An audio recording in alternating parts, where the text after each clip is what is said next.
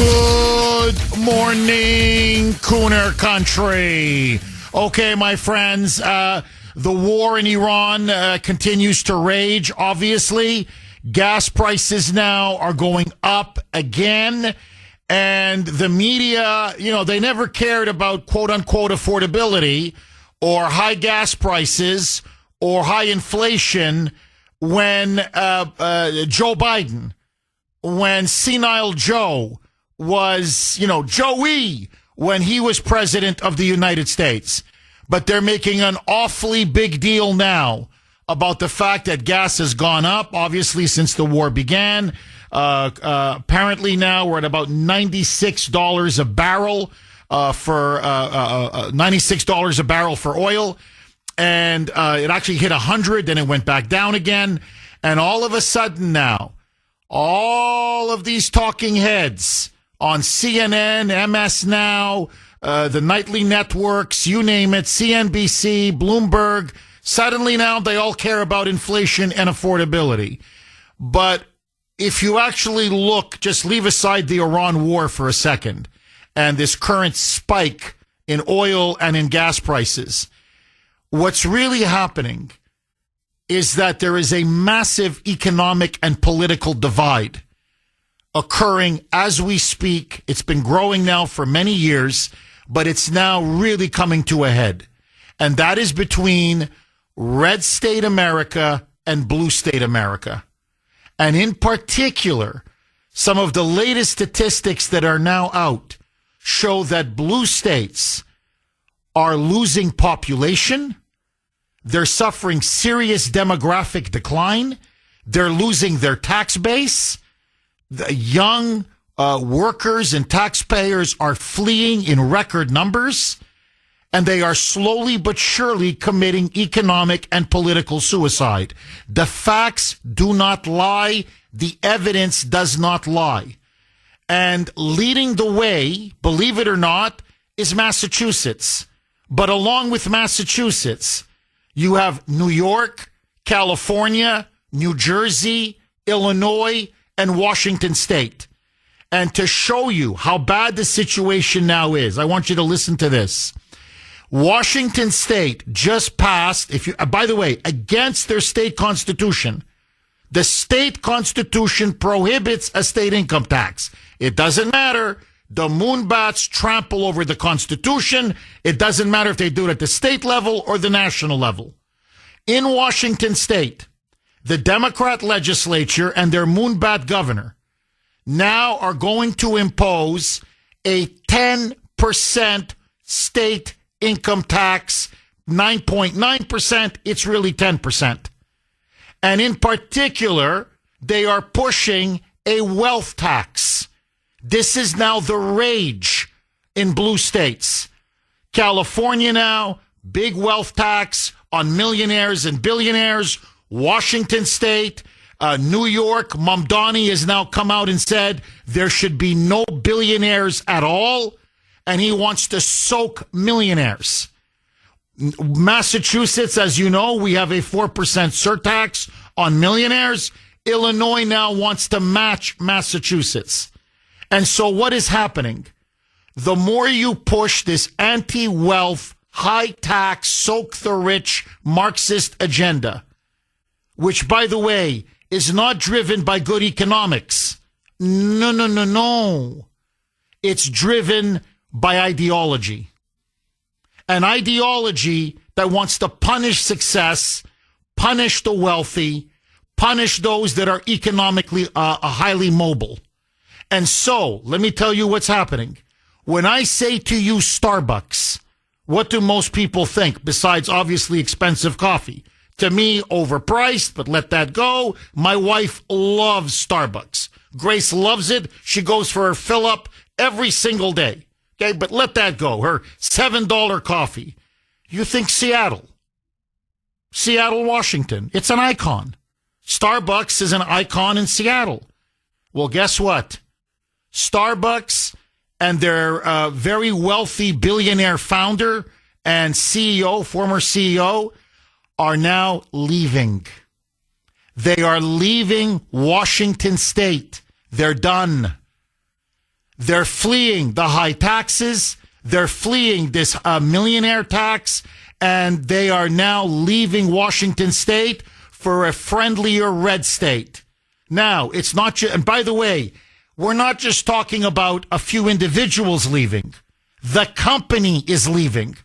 That means they're taking all of their jobs, the tax revenue with them, the skills with them. Now, it's not just Starbucks and Washington state. You go down to California, where Gavin Newsom pushed through, again, a wealth tax. Yamaha, on top of so many others. Yamaha is now leaving California. I mean, that's an institution. And all of its jobs, all of its employees, all of that tax base and tax revenue, they're now going to go to Georgia, which is infinitely friendlier. You go up to New Jersey, another high-tax Democrat deep blue state. They're passing much higher state income taxes. What do you think is happening? Businesses are fleeing. Exxon is now leaving New Jersey with all of their jobs. Thousands of jobs, thousands of taxpayers are now going to Texas. And on and on and on it goes. Illinois, which now has some of the highest state income taxes in the country, they want to now add a massive surtax like we have here in Massachusetts. Guess what? Businesses can't flee fast enough. And so what you now have is a net population decline in blue states like Illinois. In plain English, more people are leaving than they're actually going. And the people that are going to these states are mostly illegals who all go on welfare and drain the system. And those that are fleeing are either businesses, millionaires who pay a lot in taxes, despite what the media tells you, and they're taking their companies, businesses, and all of their workers and jobs with them. Now, compare that to red states like Florida, Tennessee, and Texas. No state income tax. Their economies are booming. They can't build houses fast enough because people are fleeing to those three states in record numbers. And they're coming for the jobs. They're getting higher tax revenue because you got more people working, more people paying taxes, and the prosperity, you can see it. They have a much, much better quality of life, much higher standard of living, much greater economic opportunity. And now you have other states like South Carolina, among others, that now say we want to phase out the state income tax completely. Why?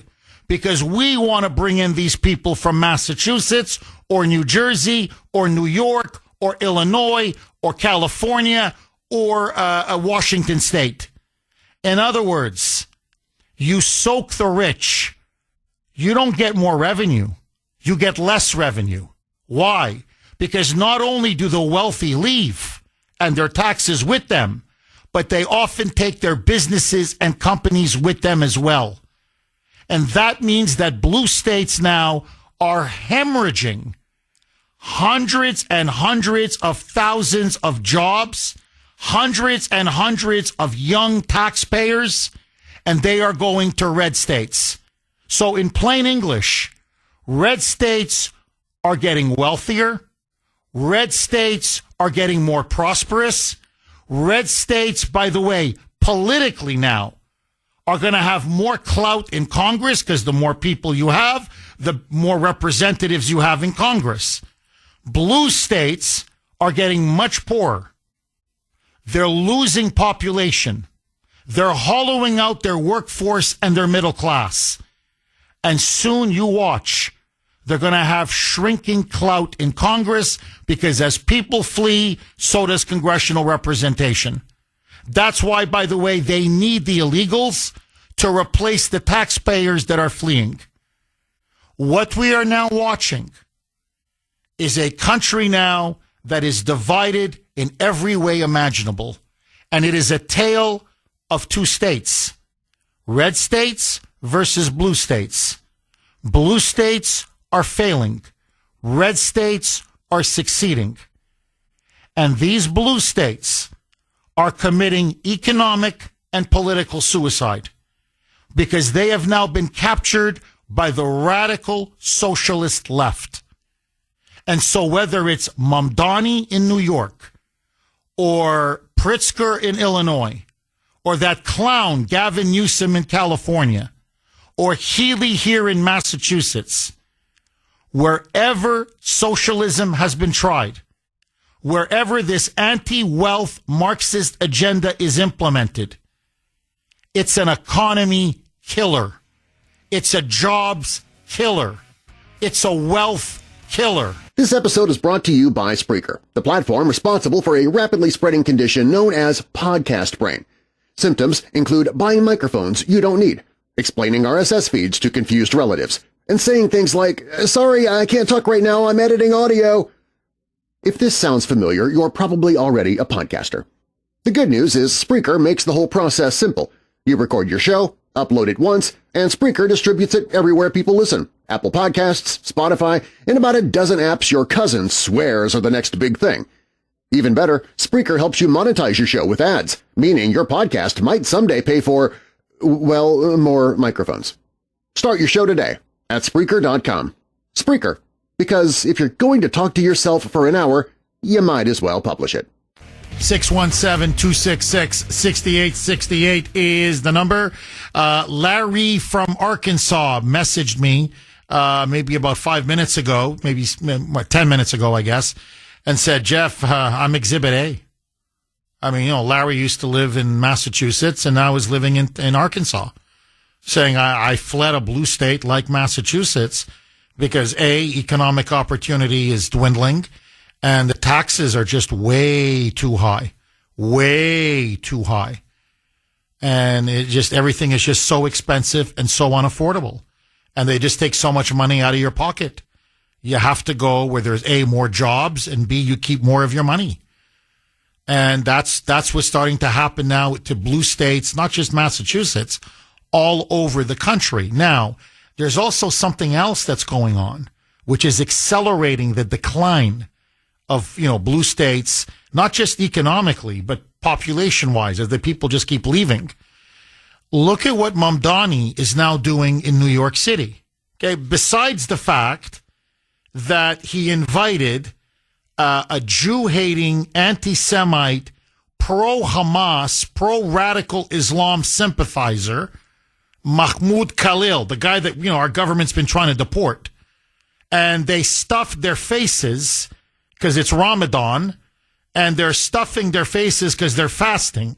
So now, the fast is over at night, and I mean, they're eating like pigs, in Gracie Mansion, and they're showing pictures of them stuffing their faces. But also, you see, this I never thought I would see in the United States. In the home of the official residence of the mayor of New York, you see not just Khalil and Mamdani, but by the way, it's all men. It's all men. On their knees, praying to Mecca. Okay, praying to Allah in the direction of Mecca. So you just see a room, the dinner room, the dinner table, and the dining room full of these young Muslim men invited by Mamdani, and they're all with their shoes off, and they're all praying in the direction of Mecca. So so on top of that you're inviting terrorist sympathizers into your city and frankly into your residence, I don't think that makes you feel safe. But let that go, as I like to say. Mamdani is now pushing a $30 an hour minimum wage. You're going to destroy small business. Small businesses, even mid-sized businesses, who can afford a $30 an hour minimum wage? So what do you think is going to happen? You think people are just magically going to be hired at $30 an hour? No, they're going to stop hiring. They're just not going to hire. So you're going to go straight from, maybe you could have been making $18 an hour or $20 an hour or $22 an hour or whatever, and you're going to go straight to the unemployment line. So you're not doing workers any favor. But even more than that, small businesses now are leaving New York. It's not just the wealthy that are fleeing. It's not just the millionaires and the investors and big business and these big companies and billionaires. Now you got small businesses that are saying, I'm getting the hell out of New York. I can't make a living. This guy's going to drive me bankrupt. He's going to break our financial back. I can't pay $30 an hour minimum wage. Most small businesses can't. And so what you're seeing is not just a massive outflow. And again, I'm not talking about what you used to see in places like Massachusetts here or New York or other places where they go, hey, I just hit 65, whatever, I'm in my late 60s, we're retiring now. I want to leave the cold weather. I don't want to put up with the winters and the cold and the snow and all of this. I'm going to go to Florida or South Carolina or wherever and, enjoy my golden years in a much warmer climate. That's not what we're seeing. What you're seeing predominantly, these are young, in their 20s and 30s, taxpayers, many of them educated, trained. This is your future workforce. This is your tax base. And they're leaving in record numbers. Companies are leaving. Businesses are leaving. Investors are leaving. So you're not just losing the millionaires and the billionaires. You're literally losing the thousands and thousands of workers in a company who, by the way, also pay a lot in taxes. So what you're seeing now is that the tax revenue, the tax base, say, of New York is evaporating in front of our eyes. By the way, the same thing is happening here in Massachusetts. Our tax base is going up in smoke. California, ditto. Washington, ditto. Illinois, ditto. And what do you think is happening in all these red states? Their tax base is getting bigger and bigger and bigger. And there are more jobs and more opportunities and more prosperity. And simultaneously, the states have more money. So they can invest in roads, in schools, in hospitals.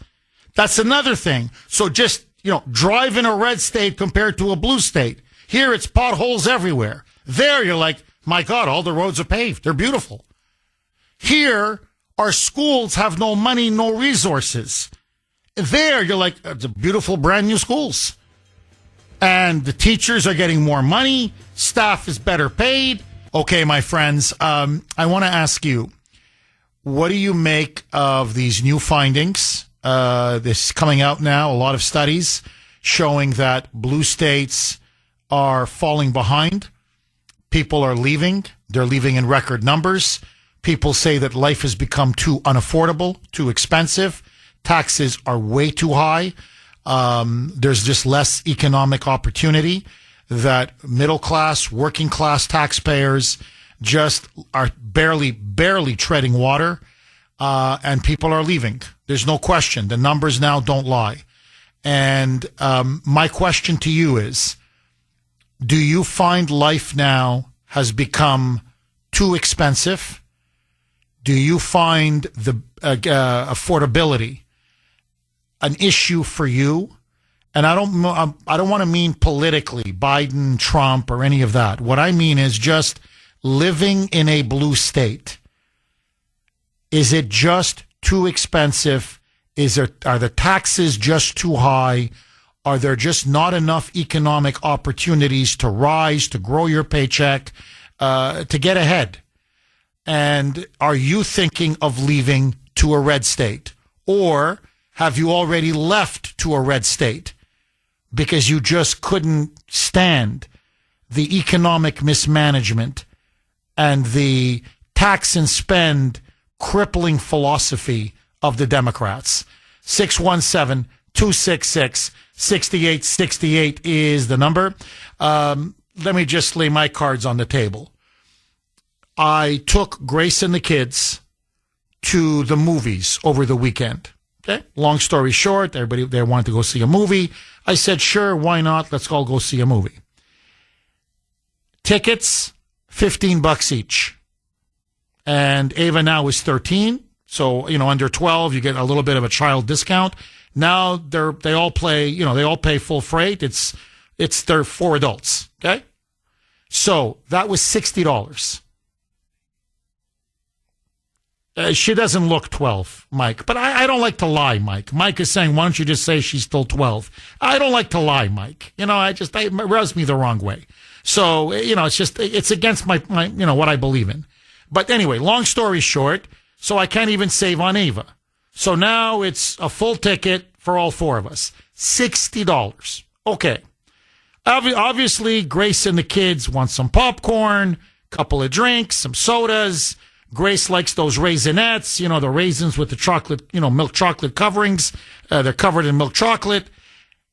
$84 at the concession stand. $84 for a couple of bags of popcorn, large, and a couple of sodas, and Raisinets, some candy for Grace, and a little bit of candy for the kids. 84 freaking bucks. I almost got a heart attack. Now, in plain English, okay, for a movie and some drinks and popcorn, do the math. It practically cost me $150.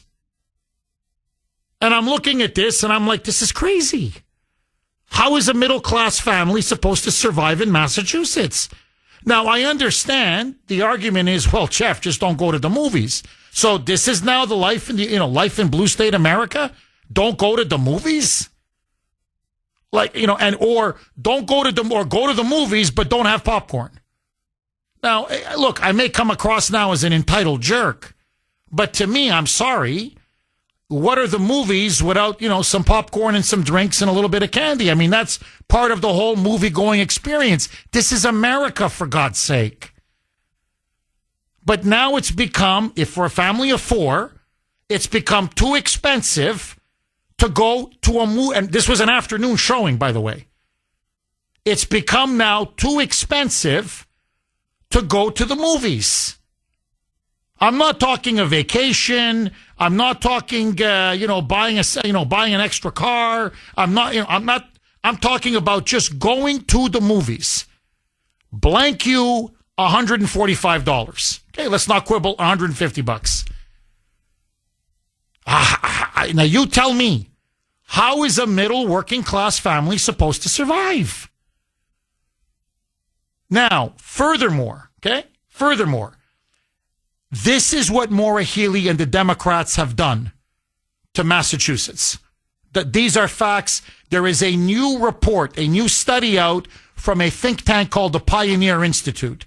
The numbers now are damning. And let me just say this, because this needs to be said. If the Republicans do not defeat Healey in this year's election in November, they are absolutely useless. I'm telling you, disband them. I am never going to support them again because this should be a slam dunk with her disastrous record. I want you to listen now to this.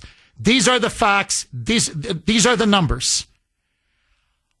Massachusetts now is the number one state in the entire country with people leaving that state permanently, fleeing and relocating to another area. We're the number one state. We've surpassed California and New Jersey. Okay, the top five, Massachusetts, California, New Jersey, New York, Illinois. Notice a pattern. All blue states. But Massachusetts, numero uno. Numero uno. And as I said in the previous segment, but this bears repeating, what the Pioneer Institute stresses, they're saying it's not people going to Florida, to retire. It's a little bit.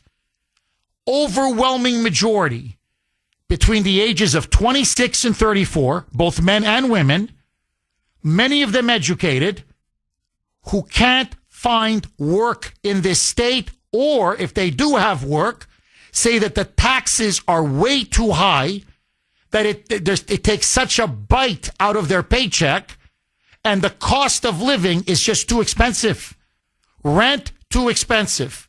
Health insurance, too expensive. Food, groceries, electricity, energy costs, too expensive. They're like, you're choking. You can barely make ends meet. So they're like, basically, life is survival. We're just trying to survive. They're leaving. 182,000 have left in the last couple of years alone. Now, that's not just taxpayers. That's not just, a significant chunk of our tax base. That's your future workforce. That 20, 30, 40 years ago, those are the people that are going to stay here. Hopefully you get married or whatever, find someone, raise a family, maybe, buy a house eventually.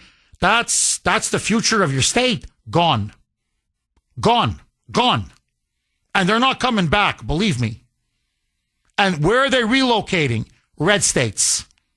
Red states. Okay? Now, you tell me, with a record like this, how the hell do Republicans not win the elections in November? Our biggest export is people, taxpayers, workers. That's our biggest export now under Maura Healey. Okay, now, furthermore, listen now to this. So in response to this news, they're like, well, it's even worse than California, for God's sake. Okay, and everybody's leaving California, so it's worse here. She's asked, well, maybe you should cut the state income tax because, you got the millionaire surtax, property taxes are through the roof. We've got the sales tax, excise taxes. They're killing you from all angles. So the 5% state income tax, they've now said, well, could you at least cut it to 4%? Now, what 5 to 4% would do is, believe it or not, you would have an extra $1,300 in your pocket. Okay? It's basically the equivalent of a refund of $1,300. It's not the world, I get it, but, $1,300 is still $1,300. That helps. Her answer, listen to this. Cutting income taxes does not improve the affordability for most people. What? This episode is brought to you by Spreaker, the platform responsible for a rapidly spreading condition known as podcast brain. Symptoms include buying microphones you don't need, explaining RSS feeds to confused relatives, and saying things like, sorry, I can't talk right now, I'm editing audio. If this sounds familiar, you're probably already a podcaster. The good news is Spreaker makes the whole process simple.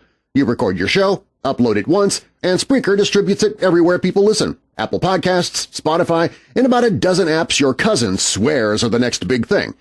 Even better, Spreaker helps you monetize your show with ads, meaning your podcast might someday pay for, well, more microphones. Start your show today at Spreaker.com. Spreaker, because if you're going to talk to yourself for an hour, you might as well publish it. 617-266-6868 is the number. Okay, let me ask all of you. Have you left a blue state, Massachusetts or whatever, any other state, for a red state? Not for the weather. In other words, you're retiring or whatever. That's something different. Because of the taxes, the high cost of living, the illegal aliens, the crime, just all of it together. Are you part of this massive outflow of people now leaving blue state after blue state? And by the way, just so that you know, it is now official.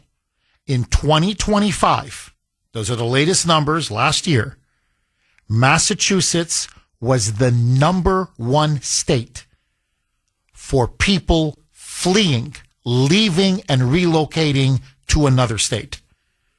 California used to be number one. New Jersey, California would fight for the number one spot. No. They're number 2 and 3. Massachusetts is now numero uno. And the overwhelming majority, I don't want to beat a dead horse, but it bears repeating, are young, tax-paying, hardworking residents.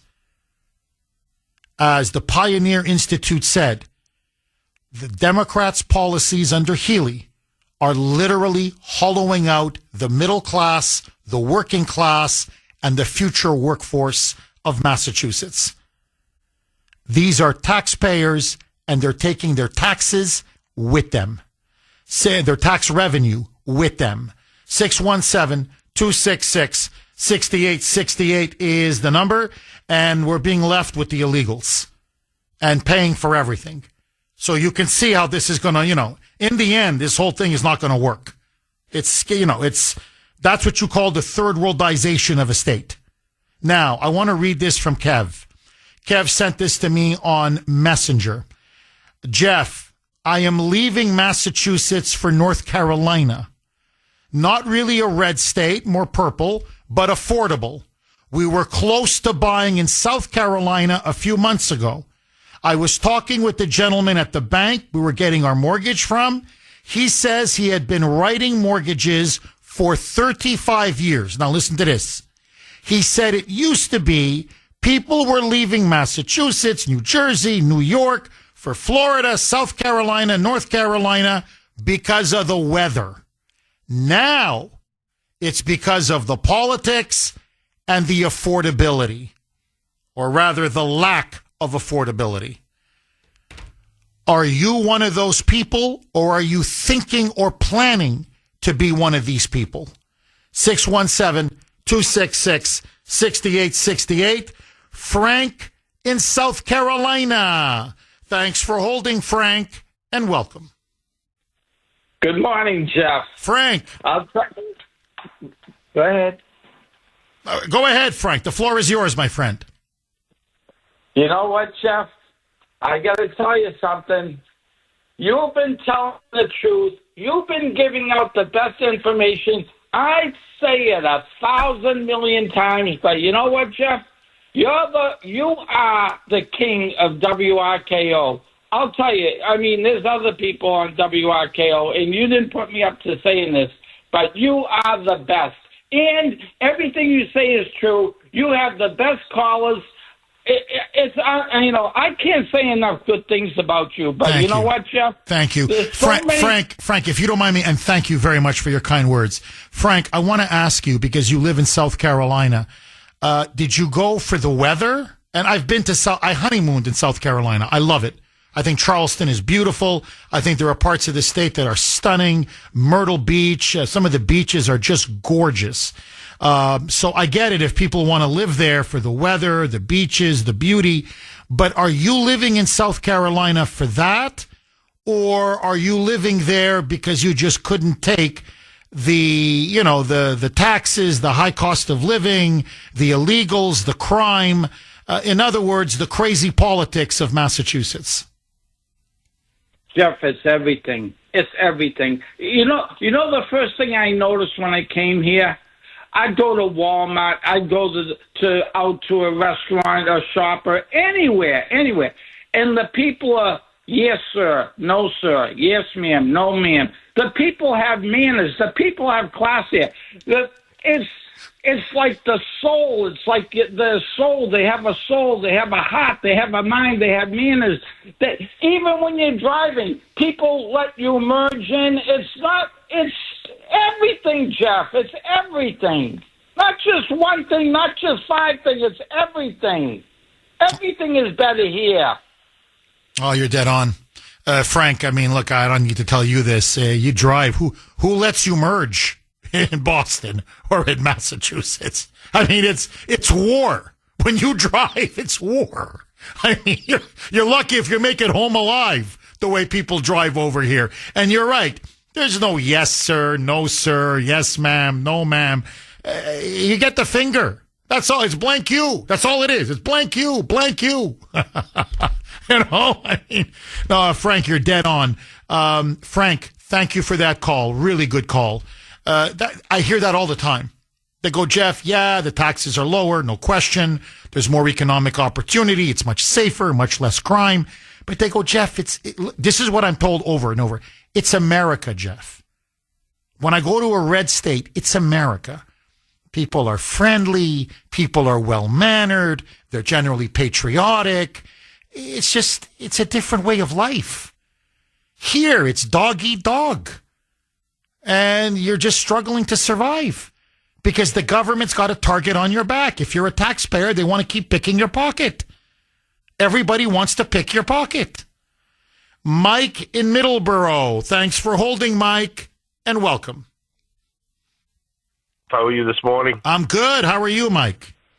Well, I'll be even better hopefully before the winter flakes start to fall because I'll be out of this hellhole and off to someplace warmer and red, either Florida or Texas or hopefully the Carolinas. Let me tell you a little story, Jeff. I'm 57 years old, born in this place, lived here my entire life. I'm in the oil industry. Going through a rather bad divorce. My soon-to-be ex-wife is going to make me sell a house I inherited from my father. I'm going to walk away with maybe $100,000 to $80,000. That's it? That's about it. After she takes her blood money, of course, and gets away with it. I'm very sorry to hear that, Mike. It's Massachusetts, Jeff. You know I'm a guy. Of course it's going to happen. You know, that's the state. So anyway, with $80,000 to $100,000, what do you get in Massachusetts? Absolutely a shoebox. You get nothing. You cannot survive here. You know what I get in beautiful Cape Coral, Florida? 2-bedroom, 2-bath, look with a lanai looking over a canal, second floor, $110,000. Isn't it beautiful to go to a red state? Get the hell out of here. Get away from these politics. I make 6 figures. I'm taking my taxes. I'm taking my money. I'm getting away from these people that are rude and disgusting up here. Going down to the south, like Frank just said, where people have respect and manners. And I can't wait to get out of here. I do not want to spend another winter here. I live in Middleborough. The town politics and the town government ruined our town. They destroyed it. They're letting illegals and people come in that shouldn't be there, Section 8. Housing is going up like you wouldn't believe. Turned a rural farm community into what's going to become a small city. And we're $2.2 million in the budget, in a budget deficit, where we had a surplus a year or two ago. And it's because of poor town management. And it's horrible. It's horrible what is happening to these towns because of Mara, the communist Healy, and her policies of bringing in illegals and caring about them over the taxpayers and the people of Massachusetts. People of Massachusetts, smarten up. Leave. New Hampshire is not that far away. Get out. Leave here. There's nothing for you. Businesses are leaving. Jeff is right. We are losing businesses. We're losing population. Don't listen to the idiot box. Read. Open your mind up and search. Do your research and see what's going on. This place is falling apart. Don't sink with this state. Save yourself like I am. Mike, are you still going to listen to the Kuhner man, even though you're going to be down in Florida? Of course, yes. Of course I will. Of course I will. I'll be your Florida correspondent if you want me. Oh, I love that, Mike. I'm in Texas, though, Jeff. If I'm in Texas, I'll have to be a Texas correspondent, but that's all right. Texas is beautiful as well. I got friends in Texas. They're always telling me, come on down, Jeff. You don't know what you're missing. I'm in the oil industry. I could step out of here in Massachusetts and go right into Texas and next day have a job like that. Oh, God bless you. Mike, thank you very much for that call. A real eye-opening call. Everything you said is true. Really, everything. Everything. It's, as they say, the Lord's truth. Everything. I mean, the job opportunities are better. The taxes are much lower. People are much friendlier. There's a lot less illegals because they deport them down there. They don't let them in. They don't welcome them. They don't put them on welfare. And look, let me just lay it out. Okay, in 2 sentences. You know what the Democrats have done in every blue state? Massachusetts and California are maybe the most, and New York now, okay? Maybe the most extreme. But, you know, Washington, Oregon, Illinois, it doesn't matter, okay? Rhode Island, obviously, close behind. It's what Elon Musk said many years ago. He goes, let me tell you what socialism is. Socialism is you take an ordinary worker and you take $500 out of his pocket, out of his paycheck, okay, which, breaks his back or her back. And then you take that $500 and you take 100 and you give it to a lazy person. And then another 100 to another lazy person. And you give that $100 to 5 lazy people. He goes, you know what just happened? You lost 1 vote, the poor worker who's out $500 because you're robbing his check, but you've gained 5 voters because now you're putting $100 in the pocket of lazy people. He goes, that's the biggest pyramid scheme in human history. It's socialism. And that's why in the end it collapses. It may take a little longer, a little shorter, but in the end, the whole thing goes kaput. Because what's happening now is the worker like Mike or like Frank in South Carolina or like many of you that are, or like Kev who messaged me, I could go on, are like, I'm the worker who's getting $500 just ripped out of it, actually more, but let that go. I'm just using the analogy. I'm the guy that's getting my paycheck stolen, $500, and they're giving it to illegal after illegal after illegal after illegal, or welfare deadbeat after welfare deadbeat, or Democrat hack after Democrat hack. And I'm gone. I'm taking my $500 that you're stealing, and I'm going out. Now, after a while, when there's not enough Mikes and Franks and Kevs, and maybe one day even the Kuhner man, what's going to happen? They don't have anybody left to fleece. They don't have anybody left to take their money, to steal their money, to plunder their money, their blood, sweat, and tears, their hard work. Welcome to Venezuela, my friends. That's what all this is leading to. 617, and that's why socialism never works. 617-266-6868. Michelle, speaking of a red state, Florida, the Freedom State. Thanks for holding, Michelle, and welcome. Oh, Jeff, I'm actually trying to move back to Boston. Call me crazy. Why? Why? Why? It's like, it's like the old Berlin Wall. You're in West Berlin. You're in West Germany. Why do you want to go back to East Germany? Why, Michelle? You're free. Let me preface this by saying Florida is not all what people make it out to be. I've been here at least a minimum of 10 years. I do own my own home. It is just me. But taxes are expensive. House insurance is expensive. My insurance has gone up. I started here at $2,000. I'm now up at almost $6,000. Wow. For house insurance. For property tax. Excuse me, for property tax. I am on the state insurance called Citizens because my regular house insurance was almost over $5,000. My car insurance for one car is over $2,200 for the year with no accidents in a bundle. Food is expensive. Gas is expensive. If I don't buy my gas at BJ's, I'm looking at like $3.50 a gallon. Now, granted, I'm on the West Coast, and I'm probably in one of the more expensive counties. I am in Pinellas, but it's not that. It's medical care is not as great as it is in Boston. It's crowded. There's no infrastructure. Don't get me wrong. I love Ron DeSantis. I love him. I think he's done a good job. Do I agree with everything he's done?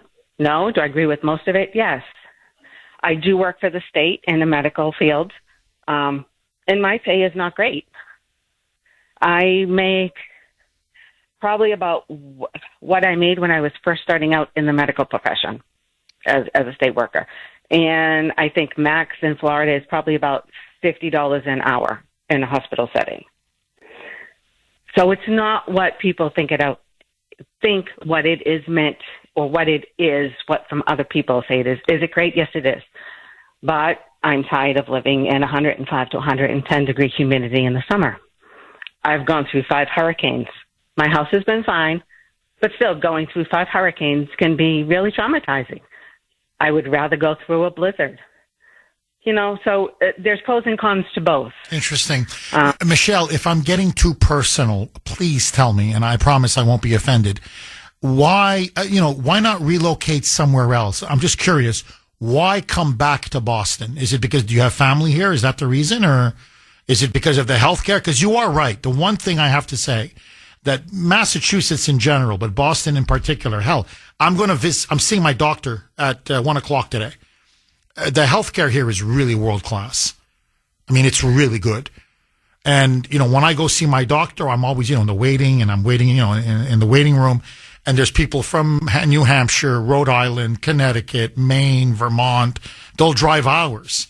They go, you don't understand. It's so much better here than where we live. So you're completely right. The healthcare here is top of the line. But I'm just outside of that. Why? I mean, is it family or why? I'm just curious. Why are you coming back to Boston? I have friends. I want a better paying job. It's all of those. Interesting. So you're saying salaries are higher here than in Florida? Yes, definitely. In the medical profession, yes. And I'm a nurse, so yes. I make $63,000 working for the state. And you live in what? You live on the west coast of Florida? I live on the west coast of Florida, yes. My sister used to live on the west coast of Florida. That's expensive. That area is expensive. You're right. No, that's $63,000 is not going to get you very far in that area, Michelle. I don't know how you do it. And I lived on the East Coast East Coast of Florida, and I moved over here to be with family. But it's different. It is a different way of living than in the North. It's just totally different. Oh, I agree. And, for some people, they love the lifestyle, and for others, it's not for them. And it's obviously it's not for you, Michelle. Well, Michelle, listen, please stay. I want you to keep calling and let us know when you make it back to Boston. You promise you'll do that, Michelle? I want to make sure you're safe and sound. Can you do me that favor? I will. All right, Michelle, God bless you, and thank you again for that call. So here you have a person who, a transplant who left Massachusetts to go to Florida and is now going to come back, saying it's not, the grass is not greener on the other side. Anyway, so that's an interesting perspective. 617-266-6868. Look, I will say this, and everybody's different, especially when it comes to weather and temperature. I like, how do I say this? My favorite season is fall. I love the fall. If I could have all 12 months of the year be fall, I'd be the happiest man on the face of the earth. So how do I say this? I mean, I've been to Florida. I've been to South Carolina, beautiful, North Carolina as well, beautiful. But I don't like the humidity. I mean, that's just me. Grace doesn't mind it. Grace's family doesn't mind it. My sister lived in Florida. She didn't mind it at all. I just, I don't like heat in general, but humidity in particular for me, I don't feel good. So I know that sounds a bit odd, but I like the four seasons. I mean, I don't like all the snow in the wintertime, but I like four seasons, and I like to live in a place where it's a little bit colder. I know it sounds nuts, but that's just how I am.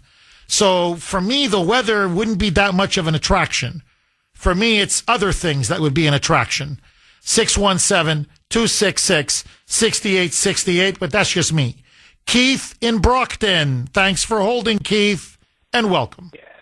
Jeff, long time, first time. Welcome, Keith. Welcome. I listen to you every single day. Every single day. I get my coffee, 6 o'clock, bang. I'm listening to Jeff the Hammer. So listen, I'm getting the hell out of Massachusetts. I can't do it anymore. I've been here my whole life, born and raised, city kid. It's atrocious what the government in Massachusetts lets happen. Now, Keith, is it anything specific? What in particular is pushing you out? What would you say is the number one reason or the number one thing that's pushing you out? Finance. I was forced to retire from work. I was lucky. I had a really good job. I was forced to retire with a small pension, and my wife was still working. Well, she ended up losing her job. She worked for a family company that was sold. And it's just gotten really tough financially where I get a small pension, and it's just not enough to cover all the bills and the expenses of Massachusetts since, we give it all away to the illegals that I live around a lot of them. So anyway. No, you're dead. Look, Keith, I got to tell you, I'm with you. Okay, it is the Kuhner Country poll question of the day, sponsored by Mario's. Mario's Quality Roofing, Siding, and Windows. Are you thinking about moving to another state? And I'm going a little bit beyond the poll question, but let me just refine it a little bit. Are you planning to move, or are you thinking about moving to another red state? In other words, you live in a blue state.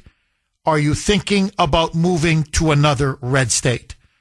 Are you thinking, either have you done it, or are you planning or thinking about being part of this mass exodus of people fleeing blue states now for red states? A, yes. B, no. You can vote on our webpage, wrko.com/Kuhner, wrko.com/Kuhner, Kuhn as in national ER. You can also vote via X. And again, last night, super active on X. My handle there, all one word, at the Kuhner Report, at the Kuhner Report, Kuhn as in national ER. Now, I don't know how much gas is where you live.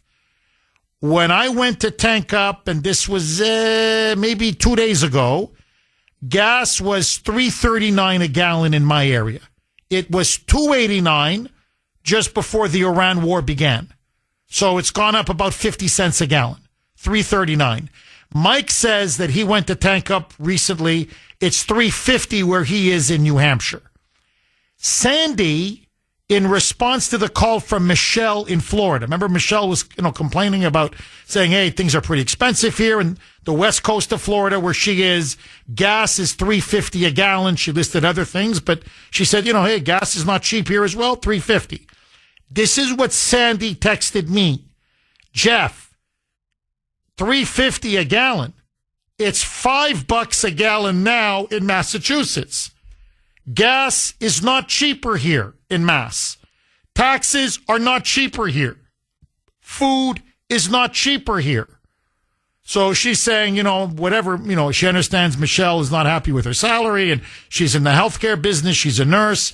Salaries are higher here than in Florida. But Sandy's point is, no, gas is more expensive here than Florida.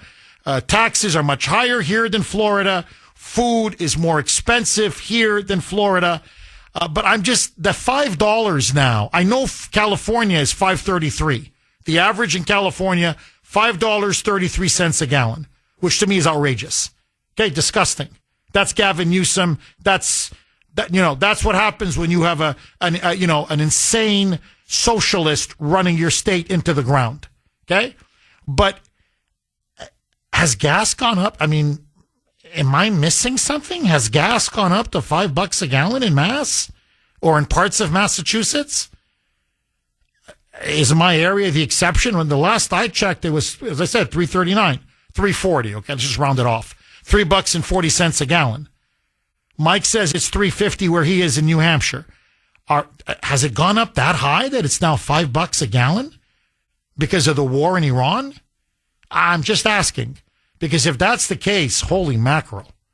I mean, that's California, Hawaii levels. 617-266-6868. Bob in Marblehead. Thanks for holding, Bob, and welcome. Filled up half a tank, $3.50 in Salem. $3.50 in Salem. Yeah, that's pretty much where it is in my area. I'm a tad lower, but in that range. Keep going, Bob. So to answer your question, Yes, yes, and hell yes. My situation is I'm 83. My wife turns 80 next month. I'm a 30-year Navy veteran. There is no incentive to stay up here. I've got a friend down in the Navy helo pilot down in Florida. He said, who's lived on the North Shore, born up Linfield or Lynn, somewhere up on the North Shore here. He said, there's no incentive. Your pension, your Navy pension goes a lot longer, and there's plenty of jobs down here for veterans. So, but, I just, the values, the town is technically broke, like the state. We have to go in for an override. I don't know how many millions, they haven't calculated it yet, but it's going to be at least in the millions. And the state is technically broke. They're so corrupt, they won't even finish the audit or even expose what the audit is. That is so aggravating. So there's no incentive to stay. Sorry. Potholes all over Marblehead. I mean, we used to have them filled. I'm looking at 3 right on one of the main roads as I talk to you from my truck. It's horrible. And this is classified as a wealthy town, and very historic. I've been to Marble. It's a beautiful town. Bob, no question. This episode is brought to you by Spreaker, the platform responsible for a rapidly spreading condition known as podcast brain. Symptoms include buying microphones you don't need, explaining RSS feeds to confused relatives, and saying things like, "Sorry, I can't talk right now, I'm editing audio." If this sounds familiar, you're probably already a podcaster. The good news is Spreaker makes the whole process simple. You record your show, upload it once, and Spreaker distributes it everywhere people listen. Apple Podcasts, Spotify, and about a dozen apps your cousin swears are the next big thing. Even better, Spreaker helps you monetize your show with ads, meaning your podcast might someday pay for, well, more microphones. Start your show today at Spreaker.com. Spreaker, because if you're going to talk to yourself for an hour, you might as well publish it. 617-266-6868 is the number. Okay, just a very quick clarification. And I apologize to Sandy because I didn't realize this. She uses Super. Her gas that she uses, it's, and many of you were texting the Kuhner man, messaging me saying, Jeff, no, you're talking regular unleaded. I'm sure Sandy uses either premium or super gas, and that's why hers is, almost, what is it, $5 a gallon. And Sandy said I use super. She texted me. So it wasn't apples to apples. It was apples to oranges. But so I use regular unleaded. Many people do. My regular unleaded is $3.40 in my area, $3.40. Salem is $3.50. New Hampshire, where Mike goes, is $3.50. Again, that's regular unleaded. Now, very quick.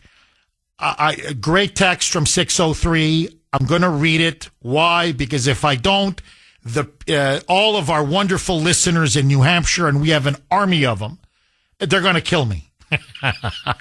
One after another, they've been emailing me, texting me.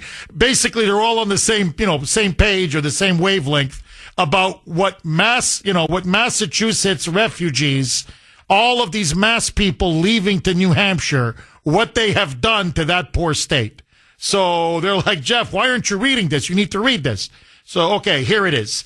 This is from 603, but believe me, I could read 50 of these. So, and I think this one really sums up what many of our New Hampshire listeners are saying. Jeff, the most obvious example, i.e. of someone in a blue state fleeing to, if not a red state, a purple state. The most obvious example of this here in New England are all the MA transplants, or mass plants, as I call them, who flee up here to tax-free New Hampshire. Now notice, and this is a very good point, they're not fleeing to Connecticut, blue, Rhode Island, blue, or Vermont, blue, or even over to New York, blue. No. They're fleeing to purple New Hampshire. And to a lesser degree, purple Maine. I would say on that one, 603, maybe purple, now almost trending blue Maine. But anyway, let's not quibble. You would think it would be the opposite, because there are significantly more jobs and industry in Massachusetts than, say, New Hampshire. But that's outweighed by the ridiculous cost of living due to the excessive tax burdens. Honestly, my heart goes out to them. I just wish they would learn their lesson and leave their destructive moonbat politics behind in Massachusetts, as well as their crappy driving habits and rude attitudes. Instead, you have liberals who destroy their own state through their own horrible politics and then flee that destroyed state, and they come to New Hampshire and do the exact same thing here. Hence the bumper stickers you'll often see up here in New Hampshire that say, quote, "Don't mass up my New Hampshire." Just look at places in southern New Hampshire like Salem or Nashua. It's all massed up. I mean, not 100% correct, 1,000% correct. By the way, Arizona, where my sister lives and my sister-in-law and my brother-in-law, I got a lot of family now in Arizona. They say the exact same thing, except it's California. It's not in Massachusetts. People who are fleeing, the blue state to go to a purple state, to New Hampshire. It's Californians fleeing to Arizona. And every native Arizonan says, these moonbats are incredible. Everywhere I go, they just, you're at a restaurant, you just start talking, and before you know, within 5 minutes, they come from California to flee the crazy liberal politics, the high taxes, the illegal aliens, the high crime, the high insane cost of living. And what do they vote for when they come to Arizona? The same Democrats who push high taxes, more illegal aliens, soft on crime, and these crazy regulations and these environmentalist Green New Deals that is driving the cost of living through the roof. So they bring their insane. It's not enough that they destroyed California like locusts. They have to come here and destroy our state as well. That to me is the fear when all these people fleeing blue states to red states. Please leave your politics behind. Please. Because, you're destroying New Hampshire. You're destroying Arizona. God forbid, I hope you don't destroy North, South Carolina, Texas, or Florida. 617-266-6868. Wayne in Plymouth. Thanks for holding, Wayne, and welcome. Good morning, Jeff. Wayne. How are you? I'm pretty good. How are you, Wayne? Couldn't be. If I was any better, I'd be you.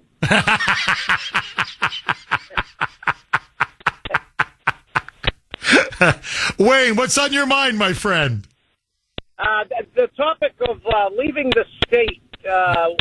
My whole family is leaving the state. Where my daughter and my son-in-law are leaving in the next few months. My wife and I are going to be leaving in the next probably year. My youngest daughter is leaving, and my son and my daughter-in-law are also. So, Wayne, basically everybody's leaving. I mean, it seems like your whole family is leaving. Wayne, are you all leaving for the same reason? And is it the high cost of living? I mean, what in particular is pushing everybody, your whole family to leave, if you don't mind me asking? Taxes. My son and I are gun owners. It's just, they've basically tried to take gun rights away. The illegal aliens in this state. Yeah, no, I hear you. Wayne, look, I got to tell you, and the illegals in particular, they're going to bury this state. They have brought in so many of them now. And that's why, look, record taxes, record tax increases under Healy, and there's just not enough money. It's never enough because you're putting them all on welfare and they're paying for everything. And it's billions and billions and billions every single year. And this is the problem now. Even though they're being deported, many of them from inside the United States now are coming here, these illegals, because it's a sanctuary state. So whether it's Boston or whatever, other parts of Massachusetts. So taxpayers like you and your family are leaving and more illegals are coming. And of course, the Democrats want to keep buying off the illegals. So what are they doing? Free housing. They give them literally free furniture. Free furniture for the free apartments that they put them up in. Food stamps, EBT, welfare, cash. They give them everything. And there's not enough of us now left to pay for all this. So it's like a doom loop. It just gets worse and worse and worse.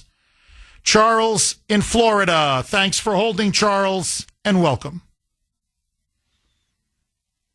What it is down the street from me, and I'm in Fort Myers. I don't know if you remember before you were saying Charles in West Springfield. Starting next month, you're going to be saying Charles in Arizona because my family can't take it here anymore. Really? It's just so expensive. There's two types of people that live here. You either have money so you can enjoy the state, or you don't. There is no in between. And everybody I talk to is saying the same thing, and we can't take it anymore. This state, there's a mass exodus from this state. It's from just Florida. not being reported. Yes, from Florida. When I was in West Springfield, I still have a home there, but it was destroyed this winter. But I had it so much better. I just didn't do my homework. It was my mistake. I didn't do my homework before I came here. I had a better life. My family made more money. We were able to do things. Healthcare was 1,000 times better. We didn't have to speak Spanish everywhere we went. There are more illegals here than I could possibly imagine would have been here. There was a whole lot less in West Springfield. In West Springfield, at least, there's two types of people there. You either see... Charles, can you please hang on? This is a fascinating call. I'm up against a hard break. This episode is brought to you by Spreaker, the platform responsible for a rapidly spreading condition known as podcast brain. Symptoms include buying microphones you don't need, explaining RSS feeds to confused relatives, and saying things like, "Sorry, I can't talk right now, I'm editing audio." If this sounds familiar, you're probably already a podcaster. The good news is Spreaker makes the whole process simple. You record your show, upload it once, and Spreaker distributes it everywhere people listen. Apple Podcasts, Spotify, and about a dozen apps your cousin swears are the next big thing. Even better, Spreaker helps you monetize your show with ads, meaning your podcast might someday pay for, well, more microphones. Start your show today at Spreaker.com. Spreaker, because if you're going to talk to yourself for an hour, you might as well publish it. Okay, it is now, there are all kinds of studies, reports coming out that blue states are committing political, economic suicide. People are fleeing, taxpayers, young workers, educated workers, it doesn't matter, not just retirees. People are leaving blue states for many reasons. Cost of living way too high, taxes way too high, crime way too high, illegal immigration way too high, and many of them are relocating to red states, primarily Texas, Florida, South Carolina, Oklahoma, Tennessee are seeing a huge surge of people relocating and living there. However, not everything is greener on the other side. We've had a couple calls now from people in Florida saying, Jeff, life here is expensive. It's not what it's all cracked up to be. Charles in Florida is one of those. Charles, so you left West Springfield, Massachusetts. You went down to Florida. You're a stone's throw away from Fort Myers. And you're saying, Jeff, cost of living is high, and there are many more illegal aliens in that area that you live in than there are in Western Massachusetts. And Jeff, you're saying you got to speak Spanish. Spanish is everywhere. Please pick up where you left off, Charles. Hey, yeah. Next month you're gonna say Charles in Arizona. That's where my kids are, so I'm gonna relocate there because we can't take it here. I would go back to West Springfield if I could, but my house was destroyed this winter. Yeah, it's nothing but illegals, Spanish, and you. All right, Jeff, I gotta ask you: Could Jeff Kuhner live on $14 an hour? Because that is what you would be paying here. Jobs, yeah, there's so many jobs. They don't tell you the other side where jobs do not pay enough to live here. There's two types of people. You either have money to enjoy the state or you don't. There's no in between. And I know so many people that are just like, we can't take it anymore. The Carolinas is where everybody is going. They're leaving here and going there because they can't take it anymore. All the snowbirds, no, they go to the Carolinas now because they can't take the cost of living here. Like I said, the gas here is $3.75. I mean, overnight it was $3.75 from $3 a gallon. So it's just not that good. At least in this state. It is not that. It's not what people think it is. Charles, and you look at what, go ahead, please. I don't want to. Go ahead, please. Finish your sentence. Go ahead. Finish your thought. You see what Miami just elected for their mayor. They got a socialist down there. Most of the people here, there's nothing but Spanish. You can't go anywhere but hear Spanish. And it's not just that. It's people from let's say Cuba. I was a school teacher. The people from Cuba cannot stand this country.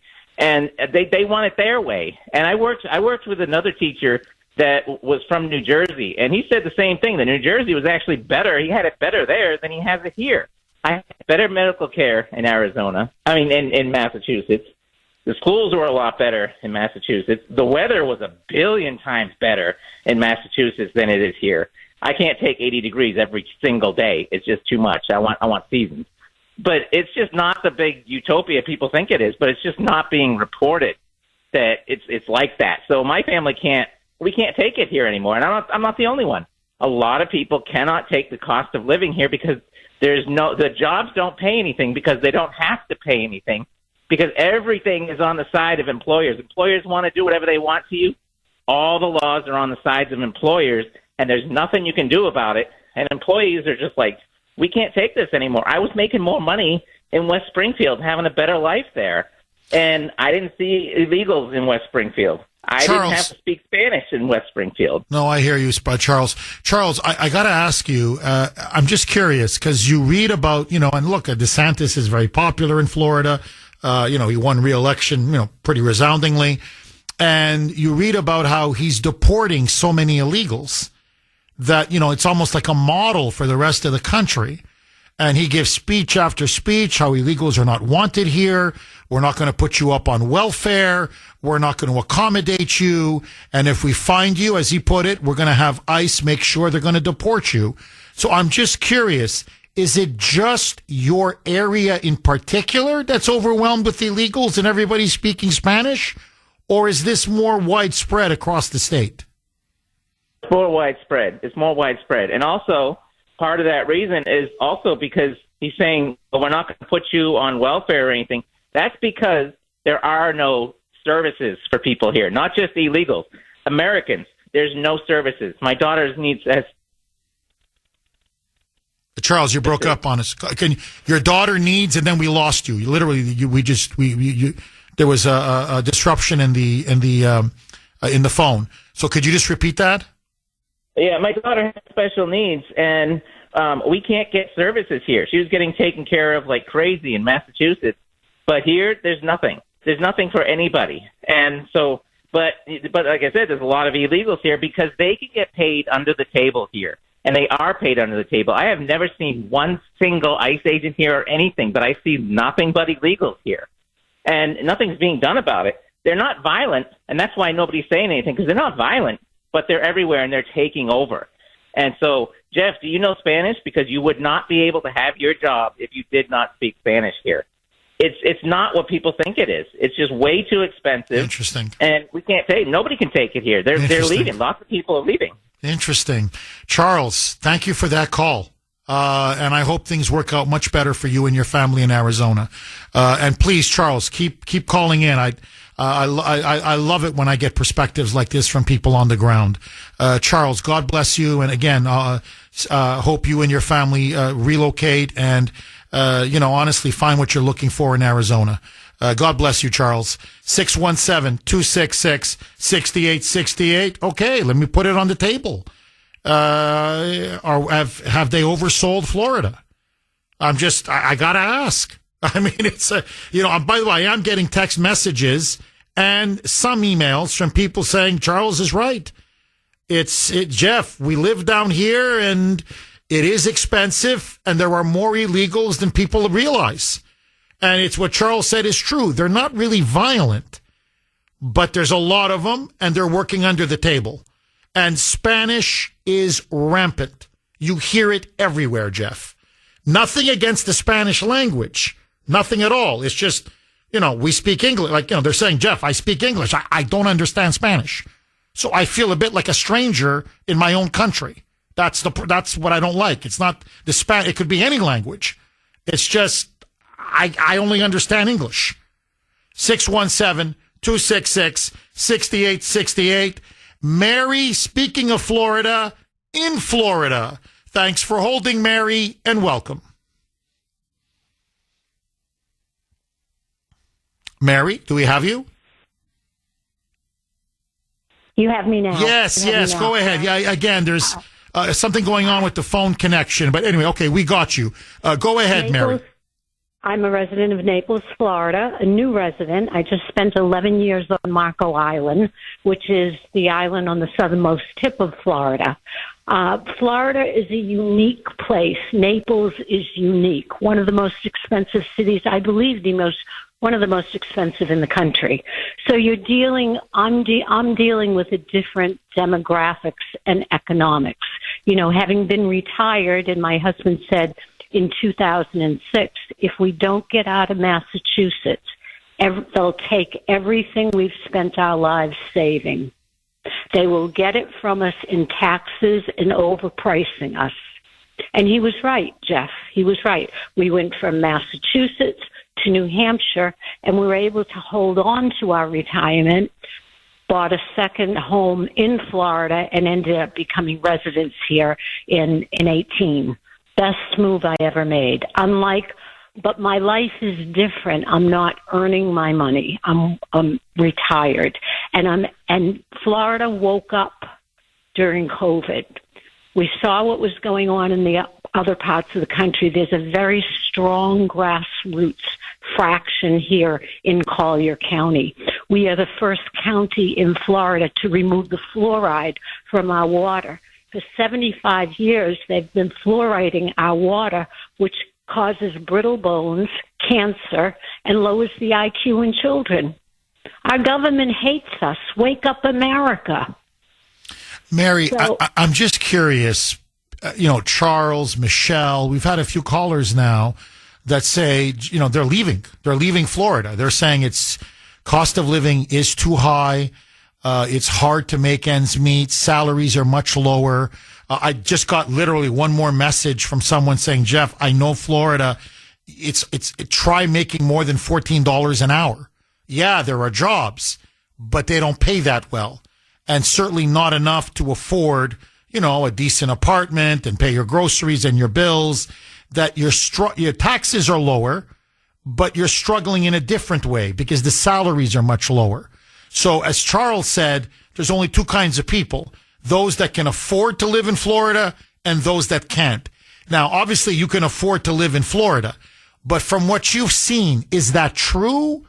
Or is that just maybe in the area that Charles and Michelle are living in? What's your take on that? And I know I have half a dozen friends who have moved out of Collier County because they were able to maximize their profit on their homes. Home costs doubled here over the last few years. So they were able to maximize their homes. Some went to Alabama, some moved to the Panhandle. What you're dealing with in Florida is a unique climate. We had 5 hurricanes in 1 year. As a result, our insurances skyrocketed. House insurance, car insurance, umbrella insurance. Because they manipulated the weather. It's like they were because we had DeSantis, I think they were trying to teach us a lesson. They've been manipulating the weather since the 30s.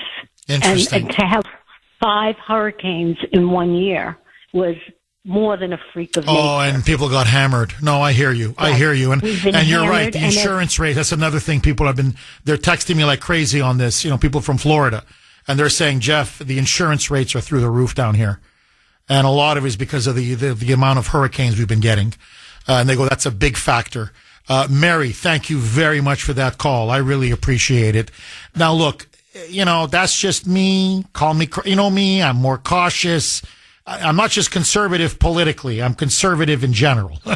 Meaning, I don't like trouble. I don't like to live near fault lines, hurricanes, places that have hurricanes.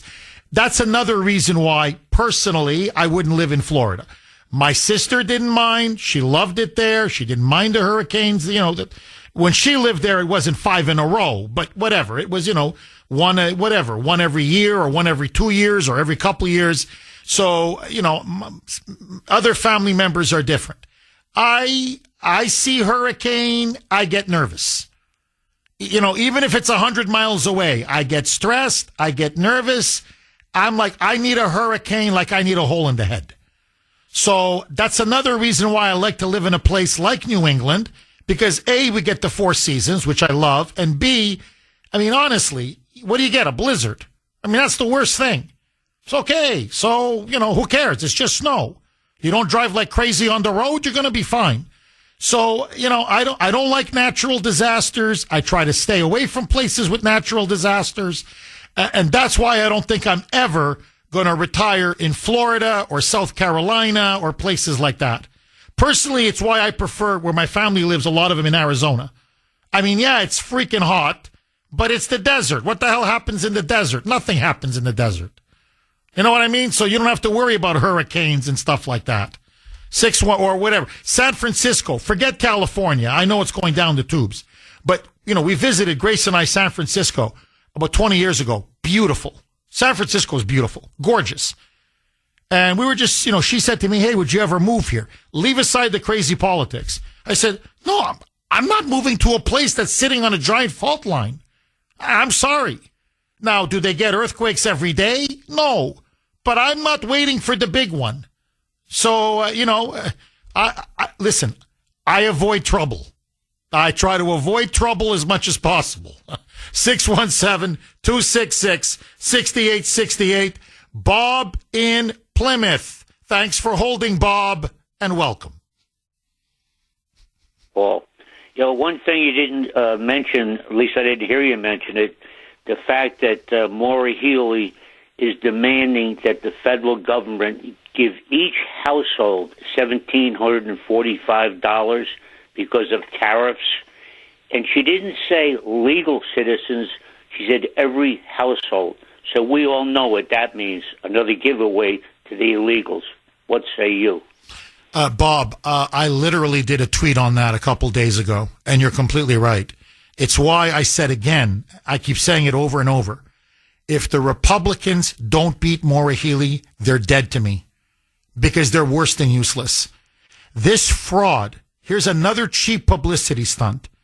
This fraud of a governor comes out and says she's going to sue the federal government, and she's demanding a tax refund from the Trump tariffs for, as you rightly said it, $1,745 to every resident in Massachusetts, meaning not just citizens or legal residents. No. To every illegal alien. So she wants a $1,745 refund check to be given to every illegal. Even when they sue the federal government in this state, they're fighting and defending the rights of illegals. You can't make this up. Now, it's pie in the sky. It's never going to happen. It's another cheap publicity stunt. So she can go to the election campaign and said, I'm fighting for you.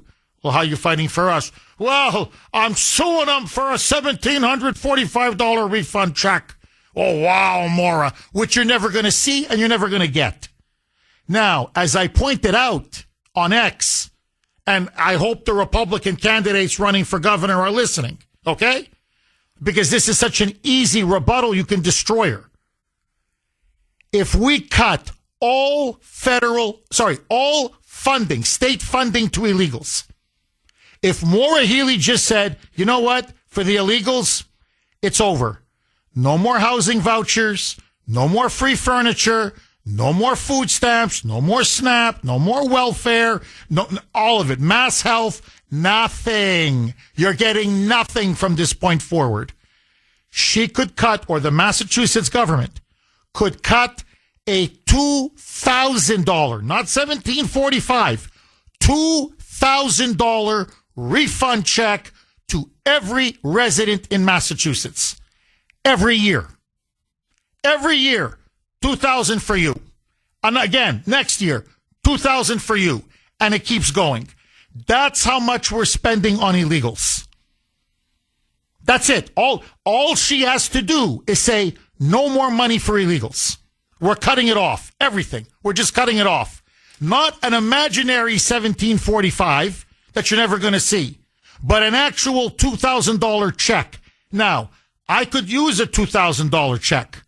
Could you use, Bob, could you use a nice $2,000 check? But according to her, no. The more money you have in your pocket, that doesn't help you with affordability. That doesn't make your life more affordable, according to that idiot in the governor's office. See, if you have more money to pay, I don't know, to pay for groceries, to pay for the high electricity and energy bills, to pay for the high rent or the high mortgage, no, that doesn't help you out. But if we keep giving money to illegals, that makes everybody better off, according to this moonbat logic. So, Bob, all the Republican governors have to say is, I'm cutting off all funding to illegals. And from this point forward, every resident's getting a $2,000 check. Because that's how much we're spending on illegals. That's it. It's over. The election's over. Well, what is there to talk about? Who wouldn't vote for a $2,000 refund check? So, but they won't do it. None of them will do it because they don't have the guts to do it. Bob, final word to you. Am I wrong, Bob? You sound right, Jeff, as usual. And I appreciate you and all you do. And I listen to you every morning. God bless you, Bob. Thank you very much. And thank you for raising that point. It's a very important point. Now, my wife, Grace, is texting me, and we're not leaving Massachusetts. I'm surrounded. Ashton loves it here. He loves his school. He loves his friends. Ava loves her school, loves her friends. Grace loves where we live, our neighborhood and our area. So they're like, no, Jeff, we're not going to be part of this exodus of people leaving blue states to red states. So get that out of your mind, Jeff. Oh, okay. I mean, I didn't even say I wanted to leave. I just said people are leaving. But you see, I can't even think it. According to my family, I can't even think it. Tony in Rockland. Thanks for holding, Tony, and welcome. Thanks for having me, Jeff. I'm glad you had this subject. I've been dying. We're a family of four. We have all our plans. I just put in my retirement papers.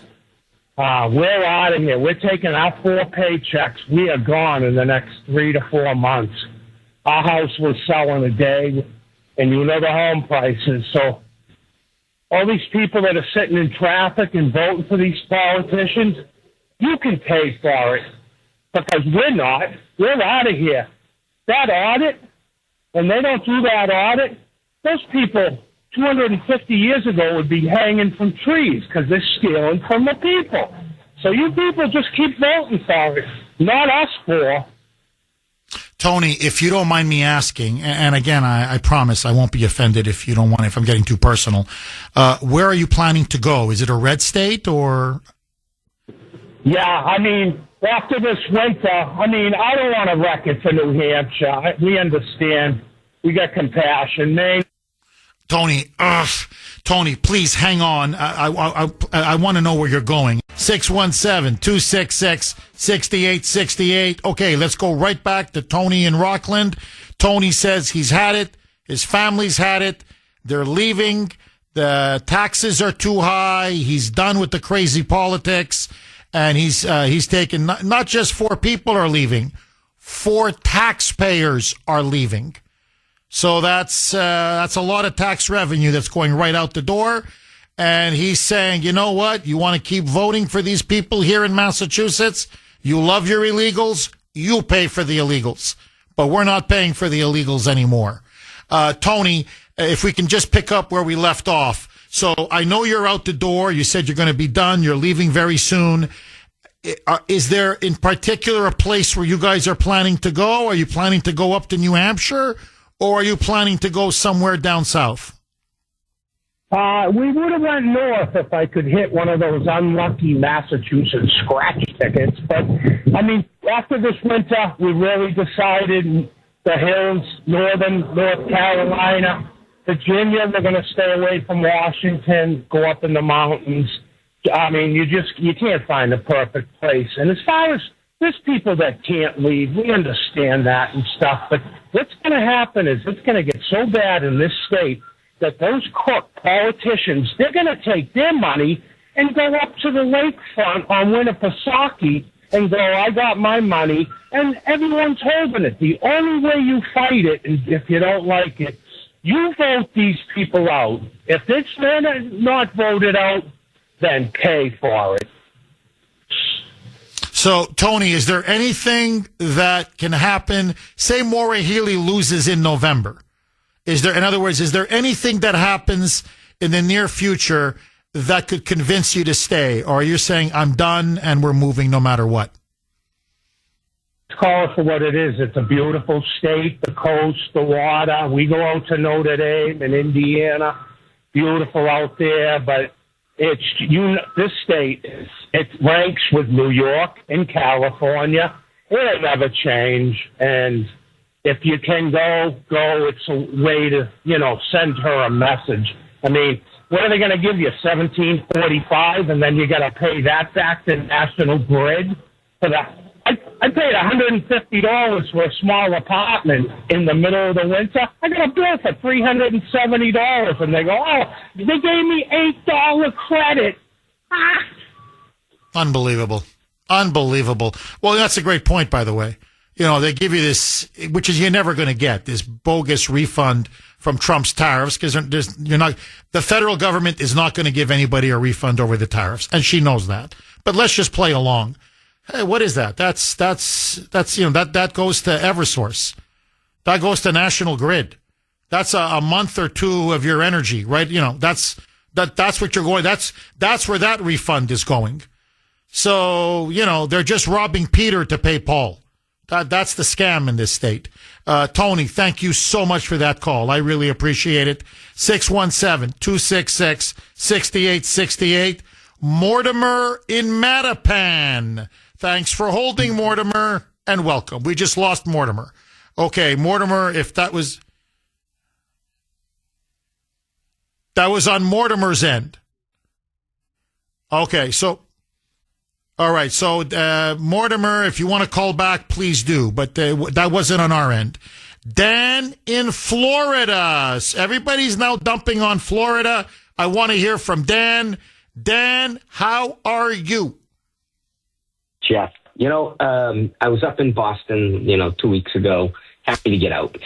But anyways, I don't know if either that Charles that called is either working with us to try to not get Northerners to move here and wreck it, or smoking crack. I don't know. He claims he lived in Springfield. Springfield is 48% Hispanic rate. 48% of the population of Springfield is Hispanic. 25% of the population of Fort Myers is Hispanic. Illegal aliens, Jeff, in 2023, we passed E-Verify here. Every employer that has more than 25 employees has to E-Verify their employees with the federal government to make sure they are legal status. And if they're not, the fines are huge for the businesses, huge. And I remember, I have friends that in the restaurant business that lost employees at that time period. Fortunately, it was made up by smart people that moved here and need jobs, which is great. But The reason why they pay $14 an hour to a lot of the employees here is that's all you need to live here, Jeff. People live here. You get a couple making 56, 60 grand a year together. They're living fairly comfortable here, Jeff. That's the difference. That's the big difference. And Dan, what do you say? Because a lot of people are texting. A few have called in, but they're emailing, texting, saying that the cost of rent and the cost of housing in particular and the cost of insurance has skyrocketed. So, yeah, Dan, you're right. Maybe for other things, 50, 60 grand is enough. This episode is brought to you by Spreaker, the platform responsible for a rapidly spreading condition known as podcast brain. Symptoms include buying microphones you don't need, explaining RSS feeds to confused relatives, and saying things like, "Sorry, I can't talk right now, I'm editing audio." If this sounds familiar, you're probably already a podcaster. The good news is Spreaker makes the whole process simple. You record your show, upload it once, and Spreaker distributes it everywhere people listen. Apple Podcasts, Spotify, and about a dozen apps your cousin swears are the next big thing. Even better, Spreaker helps you monetize your show with ads, meaning your podcast might someday pay for, well, more microphones. Start your show today at Spreaker.com. Spreaker, because if you're going to talk to yourself for an hour, you might as well publish it. Okay, let's go right back to Dan in Florida. Dan, so you were saying, Jeff, look, the reason why it's $14 an hour in Florida is because that's all you really need to live down here because the cost of living is so much lower. Now, I hear you, Dan, but let me ask you this. People are saying now homes have gotten more expensive, rent has gotten more expensive, insurance has gone up, especially with all the hurricanes lately. What do you say to that argument, Dan? Estate finance, Jeff, right? So in real estate finance, I work all over Florida. I have clients all over the state. I have clients up and down the East Coast. I literally am financing properties here in Florida, nice single family homes for $350,000, Jeff. Good God. All day long. That's nice it? $350,000? Yeah, lots of them. And a lot less than that, Jeff. You get out of Titusville, Florida, and buy a house for $180,000 today if you want. Dan, what is $350,000 get you in Boston? First dibs on a heated doorway. I mean, really? I mean, it gets you literally a shack in the backyard. That's what it gets you. You're lucky to stay in the ATM overnight. But so Jeff, we plugged in E-Verify here, right? And all of the county sheriffs work with ICE here. Did I lose you, Jeff? No. I'm listening to every word. So right, you're saying, Dan, that this idea that Florida is overrun with illegals that we've been hearing earlier, you're saying that's just not true, correct?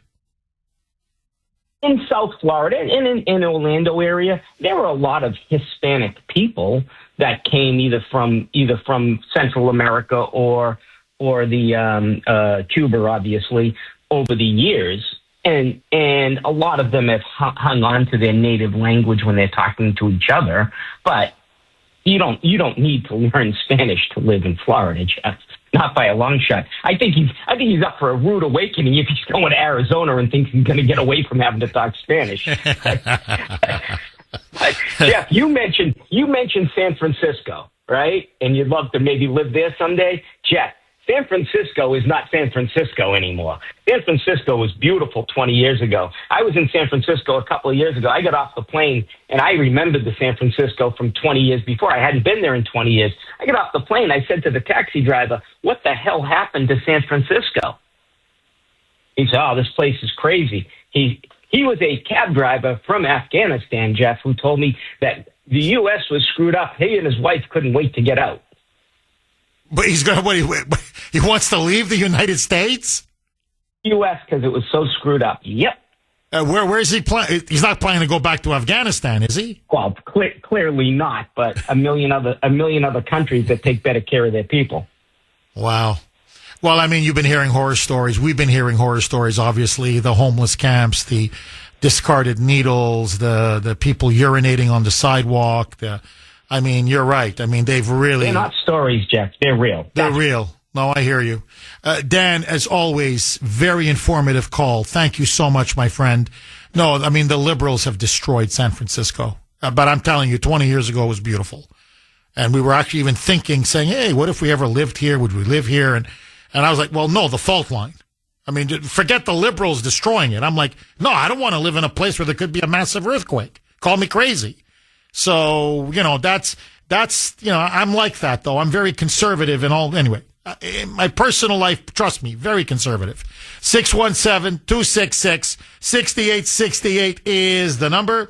Okay, a lot of reaction. Family members are texting me. So this is from my sister, who lives in Arizona, by the way. Jeff, I will take a trailer park in Arizona, Florida, Oklahoma, or Arkansas over any wacky blue state. Hell, I would go so far as to say Massachusetts is a disaster zone. So she's basically saying, no way would I ever live in a blue state, and certainly not a blue state like Massachusetts or California or elsewhere. So she's basically saying, I'm with the Exodus. If you can leave a blue state, leave that blue state. 617-266-6868. Now, another friend of mine texted me, and he said, Jeff, what about all the alligators in Florida? Now, that is a very good point. I have to say, as you know, we went to Tampa over the Christmas break, a small little cruise. Anyway, all the family was there. And so we had a nice little cruise, but we managed to stay a couple nights in Tampa Bay. By the way, Tampa Bay, beautiful. East coast of Florida, beautiful, gorgeous. But that's another reason why I wouldn't stay in Florida, not because it's beautiful. So we stayed at a hotel, and there was a nice restaurant, maybe, 300-400 yards away. And so we went out. It's about 8:30 at night. And I said, hey, is there a nice restaurant nearby? They go, yeah. It's just like 5 minutes, whatever, 10 minutes walking. Just, right down. Just keep going. I said, well, is it safe? He goes, what do you mean, is it safe? I go, I don't know, is it a crime? Is it, I go, I come from Massachusetts, greater Boston area. There's a lot of crime in Massachusetts. He goes, oh, no, you're not going to get mugged or anything if that's your question. The only thing is there's the alligators. I'm like, what do you mean the alligators? He's like, yeah, there's a lot of gators. I go, no, you mean in the water? He goes, no, sometimes you'll see them like on the path.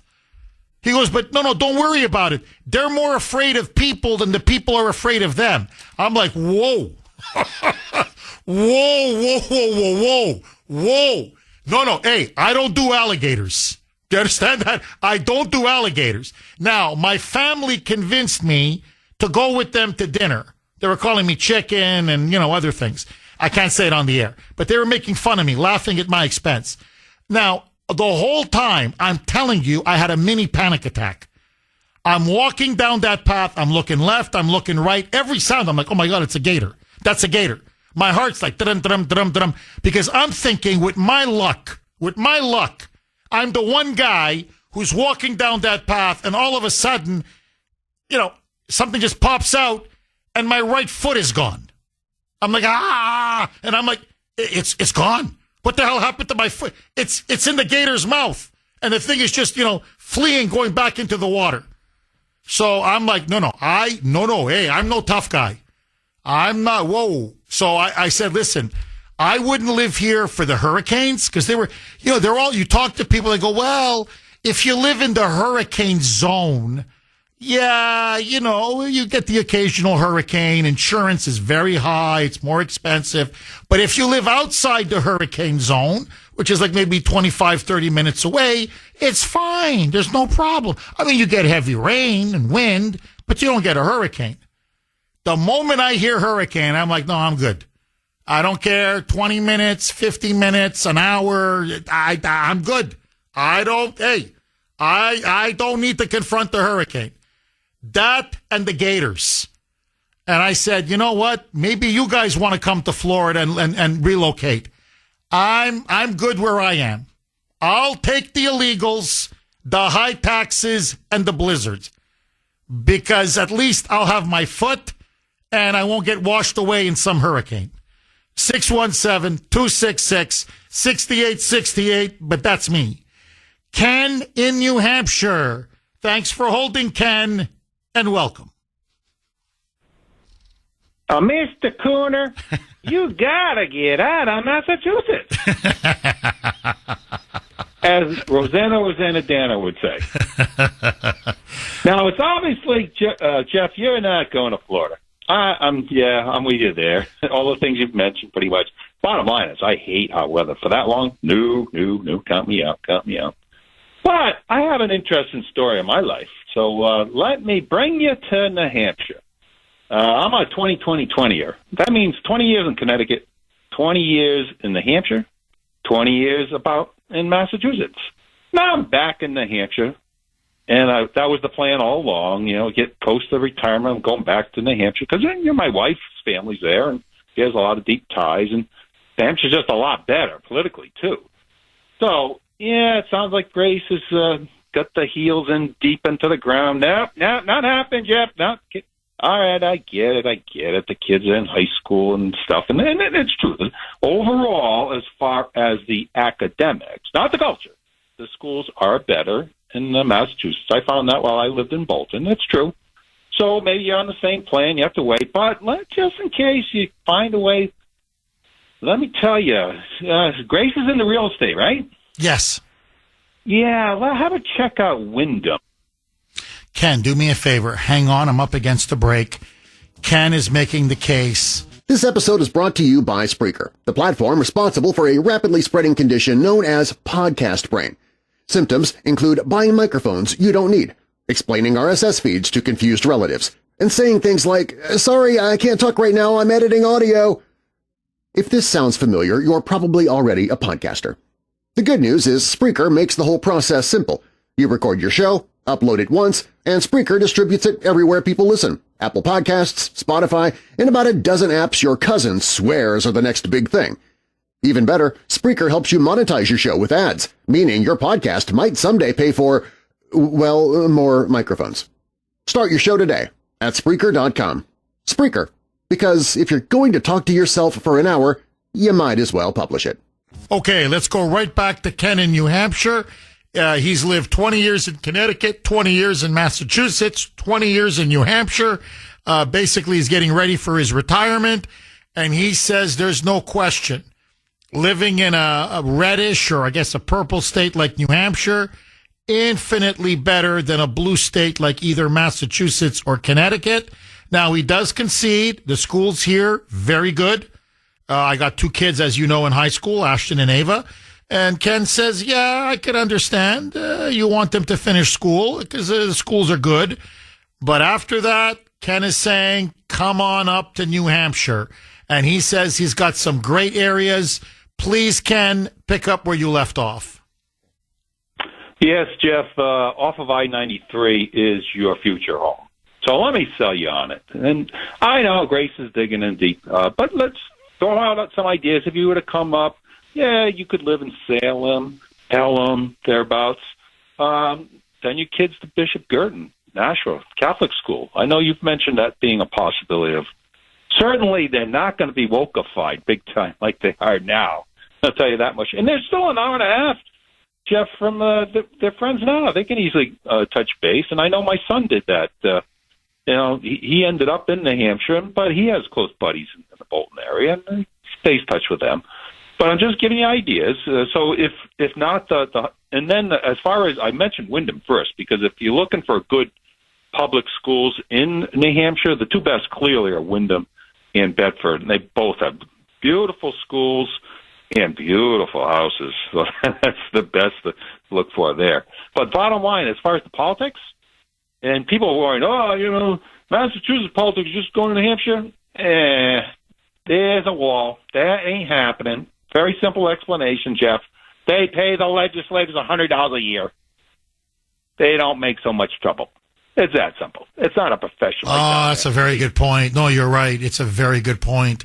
I mean, how much can you steal on $100 a year? Ken, I got to ask you this. Overall, You compare New Hampshire to Massachusetts. Cost of living, you mentioned homes. You can get a nice, good home, big home, much cheaper than Massachusetts. Taxes, crime, illegal aliens, quality of life. And I'm getting a lot of this. People are complaining to me saying, Jeff, Massachusetts has some of the nastiest, rudest drivers in the whole country. They're saying there's an attitude among, not all, but many Massachusetts residents. They find them ill-mannered, uncouth, many of them using profanity all the time.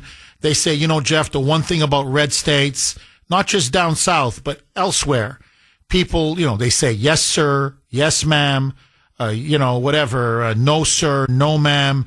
They're better mannered. They're more polite. They're more courteous on the road, that's for sure. But just in general, they're just nicer to be around. Do you find that's something similar in New Hampshire? Are generally New Hampshireites nicer than people in Massachusetts? I'm just curious. Yes. Yeah, it is. And, I'll be honest. The whole Massachusetts thing, especially around Boston, it's just the logistics of the way the roads are designed. It's been that way for 400 years. Well, obviously not the roads, but you get the point. The geography of Boston makes it really hard to diverse. So let me also throw you another idea. If it's not going to New Hampshire, and I know you don't want Florida, you don't want California, hurricanes, earthquakes, all that. Raleigh, North Carolina. My son moved there in May. Gorgeous. Absolutely. And the academics there, terrific. So literally, if you were going there and your kids are going to college, a lot to choose from. And literally, I was there and said, the population is about 500,000. In Boston, it's 650. Yeah, I can see these lines crossing in 20 years, 25 top. Raleigh's growing like crazy. Great place. That's excellent. Ken, you're right. Look, the Carolinas in general are booming. And that's one of the places, these studies are pointing out, they got much lower taxes. People are, very friendly, very nice, very good weather, and just overall a much better business climate, jobs, overall economic opportunity. So the fact that your son is living in Raleigh honestly doesn't surprise me because that's where a lot of young people are going, whether it's North Carolina, South Carolina, and obviously Florida. Ken, thank you very much for that call. I really appreciate it. 617-266-6868. Okay, let me throw another log on the fire just to open up the discussion a little bit more. In your view, what is the best state in the union to live? I'm talking across the board. I'm not just talking taxes or a job or everything. I'm talking cost of living, affordability, obviously prosperity, economic opportunity. That's important. But, just the quality of life, people, culture, how people interact with one another, manners, just overall. If you were to pick a state where you said, no, that is the best state in the country to live in, what would it be from your experience? That's number one. And number two, I've got to ask, what is it about Massachusetts? And we're not the only ones. People say this about New Yorkers. People say that about people who live in Chicago. People say that about people who live in LA. So there's pockets in the country as well. It's not just, people in greater Boston and Massachusetts. But seriously, what is your theory? Why are people so nasty and vicious on the road here? Cut people off, constantly giving the middle finger, will never allow you to merge. Just overall, just how aggressive the drivers are. Why? And overall, what they call mass holes, right? This attitude that people have, again, it's not everybody, I'm not saying that, but you do meet quite a bit of it, where people in general are just ruder, nastier, they love to use profanity, they're rougher to one another. As someone said, you don't hear yes, sir, yes, ma'am, no, sir, no, ma'am. You hardly hear that here. Nobody just waves over and says, hey, we're at a stop sign. No, you go first. Oh, it's okay. You go first, as you see in other parts of the country. What explains this attitude, this unique Massachusetts attitude? What is your theory? 617-266-6868 is the number. Kathy in Rochester. Thanks for holding, Kathy, and welcome. Hello, Jeff. You know, it's funny you just bring this topic up because I had a little issue a couple of Fridays ago with mass holes on a highway. And you know what it is about some of these people who drive? They're just stupid. There's no other word for it. It's just sheer, complete ignorance. So on 195 in New Bedford, they are doing some construction. And because of the poor planning of our mayor and the state leaders, we have another bridge called the Fairhaven New Bedford Bridge, which is an antique bridge, which is always breaking down. And so right now it's not even working. So we have two main thoroughways to get from the town of Fairhaven into New Bedford. So right now, the old antique bridge, which should have been replaced decades ago, is not working. Add on top of that, we have a sewage treatment plant in New Bedford that should have been replaced. And it's when it rains, it's dumping raw sewage into the harbor, which is affecting New Bedford, the next town over, Dartmouth, and Fairhaven. So nobody is doing a damn thing around here. So then we have the construction on Route 195, which is supposed to last 5 years. It's a nightmare. We have an exit. It's called the Washburn Street exit, which goes around to there's a market basket. It is an absolute, it's backed up onto the highway, backed up bumper to bumper everywhere. It's just like a complete and utter bottleneck. So you're in the line to take the exit, and what are people doing? 4 cars. You're on a highway. They stop in the highway and put their right blinker on because they want you to let them in. You can't go anywhere. The traffic's not moving, and they are stopped in a lane on the highway. I mean, I was stunned. I'm looking at these people like, what is wrong with you? So I'm not letting anybody in. Get back in line like I got back in line, you moron. So some guy's on the side of me, and I look at him, and I shook my head. No, he flipped me a bird. I flipped him back. Like, screw. You know, I'm like, what is wrong with you? So that's driving in Massachusetts, the morons you deal with. How about when you're on, I had to laugh because on Channel 5 today they were talking about all the roads that make people angry. 128, the Southeast Expressway, and then 93 heading north out of Boston. I mean, the traffic around here is worse, and really, around here on the South Coast, we never had traffic like we have now. I'm telling you, every single week when I go out on Saturday night to eat, I just say, where has all this traffic come from? It's like bumper to bumper on 195, and I'm thinking, who would move to Massachusetts? Are you out of your mind? Why is there so much traffic? I just don't understand, but that's like my little traffic story, number one. But I did want to just comment on moving, because I have been looking at homes in South Carolina, and I've had a lot of animals, and I'm down to my last cat. And when my last cat goes to heaven, I'm packing it up, driving down there to see if I like the area, because it's just amazing how much less the cost of living is. They have beautiful homes.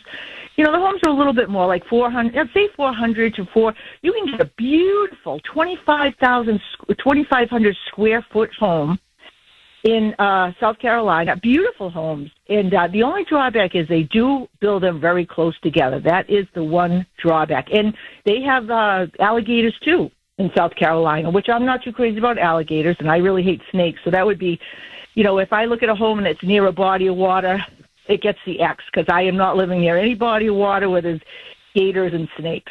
So I'm with you, Kathy. I'm the same. I see gators and snakes, and I'm like, no, I'm good. No, I'm good. I'll take the snow. No, but Kathy, no, I hear you. And look, here, let me, and thank you very much for that call, Kathy. Look, it's a lot of congestion, a lot of people.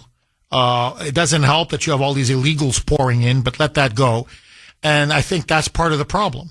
You've got too many people congested and concentrated in small areas. And that's where I think a lot of the frustration, the stress, the pressure, the road rage, I think that's part of the reason that you see so much of it, here. You see it elsewhere. New York is another example, but you do see that here.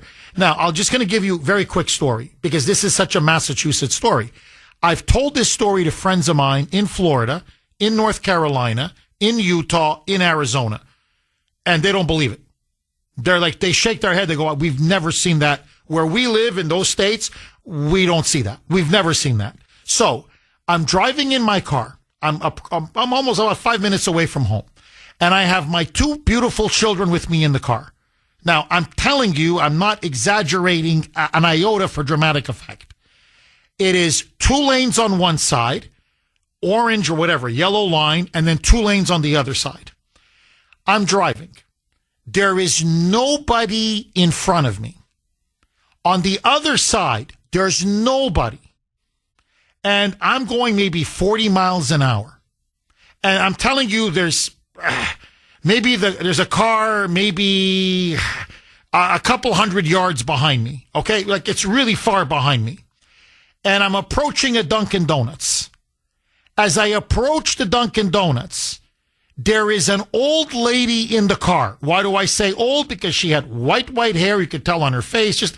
She was at least 70 years old. Minimum 70. She doesn't want to wait for me to drive by the Dunkin' Donuts so then she can, go against traffic and get on the other side. No. She guns it. Literally, she guns it out of the parking lot. She practically almost hits me. I jam my brakes, and of course I'm upset, so I honk her. Now, so she's in the wrong. She's literally going against traffic, 2 lanes, almost hits me, breaks across the orange, yellow line, whatever, and then to get to the other side. Now, if this was me, okay, and I would wait for the person to drive by. That's number 1. Number 2, if I did gun it, and I almost hit somebody with 2 children in the car, I would just, as I'm honking, I would say, I dodged an accident. Okay, let me just keep driving. No, not Granny. Listen to this. Granny, after nearly hitting me, so now she's right by me, and I'm honking her, Granny flips me the bird.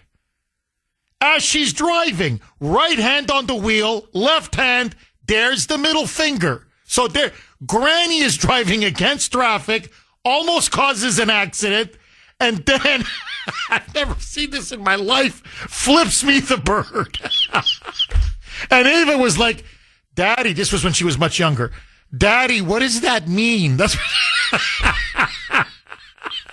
She goes, Daddy, what does that mean when she gives the finger like that? I said, sweetie, I'll explain it to you when you get older. Basically, Granny just told us to go F ourselves as she breaks the traffic laws and almost gets us into an accident. Now, and Mike says he stands with Granny. So now this is classic Massachusetts. Why? No, seriously, why? Here's an elderly woman, I guarantee you a grandmother, and you can't wait 2 seconds? And even when you're in the wrong and you almost cause an accident, you're telling me to blank off? You're flipping me the bird? So I'm just curious, what's your theory? 617, why are people the way they are? 617-266, because you don't see this pretty much anywhere else. This is very unique to Massachusetts. 617-266-6868. Frank in Randolph. Thanks for holding, Frank, and welcome. First time caller, Jeff. Welcome, Frank. Welcome. Thank you. Jeff, first off, I got 2 things I want to say. According to my sister and my late brother-in-law, South Dakota is the place to be. They say it's very beautiful there. Oh, really? Okay. Yeah, they say it's very nice there. You're going to get the snow and some hurricanes, tornadoes, I should say. But they say it's very nice there. Second, my friend is in Florida. She's in Naples. She says it's expensive there. And she's in the senior part of Naples. And she said there are a lot of Mexicans there. And she said the prices have gone up quite a bit out in Naples. She moved off the Cape to go down there 5 years ago. Interesting. And she said, yes. And more importantly, to get back to Massachusetts, did you happen to catch on Channel 5 On the Record on Sunday. I try to avoid that show like the plague, Frank. Yes. Honestly, Frank, life is too short to watch on the record. But anyway, please keep going, Frank. Defending the illegals. He couldn't even speak well. How did he end up as Speaker of the State? And why is he not primaried? The thing is... You're talking about, is that Ron Mariano, the House Speaker? And he said he was stumbling his words when Ed Harding was asking him about Massachusetts. He is defending the illegals, calling them citizens. How are they citizens? They are not citizens of this Commonwealth. We're the citizens. We pay the taxes. I pay for them. I've worked. They don't, and they come in here and cause problems. He's defending them. He's stumbling his words. And the other thing that got me mad, the audit. When he turned around and said that he has his auditors, I didn't vote for his auditors. I voted for them and this Commonwealth as a taxpayer. Frank, you're dead on every point. You're absolutely dead on. I mean, I don't know about South Dakota. I've never been to South Dakota, but I have heard that it's very nice there. Although, you know, Mike is in my ear saying, okay, it's nice. And then after a day and a half, what do you do there? So Mike is taking a cheap shot at South Dakota, saying basically there's nothing to do in South Dakota. You know, but anyway, but let that go. See, that's a typical New England Northeast attitude. You know, that it's like it's flyover country. Okay, but anyway, but let that go, Frank. So, but listen, everything else, you're 1,000% correct. Look, Ron Mariano is a hack. He's a buffoon. He's a clown. Frankly, he's an idiot. He's a hack. Now, the reason why he's calling illegals quote unquote citizens, that's their bread and butter. That's their bread and butter. That's the key to the Democrat machine. So you better believe it, they have to call them citizens, because if they get deported, the Democrats are never going to hold power again. So those are their voters. That's why they're giving them all of this welfare, your money, my money, the taxpayers' money. And that's why this is a sanctuary state, and they don't want to comply with ICE or with the laws of the land, the federal immigration laws. And that's why they don't want that audit that we voted for to be implemented. Because it's going to show that Mariano is a crook, like all these Democrats up on Beacon Hill, and how our money is being wasted, stolen, and where most of it is going. And it's either going in their pockets or it's going into the pockets of illegals. In other words, it's going to be another Minnesota. And they know it. It's going to be exactly what was uncovered in Minnesota. Billions and billions and billions in fraud. And I'll be honest with you, okay, now that we're talking about blue states, red states, why 182,000 residents have left Massachusetts, as an example, just in the last couple of years. Number one now. We are now the number one state in people leaving and going elsewhere. California is now number two, and New Jersey number three. To me, that's the most offensive of everything. That I work so hard for my money. And I pay a lot in taxes. And you steal my money like this? And you give it away to these mooches and parasites?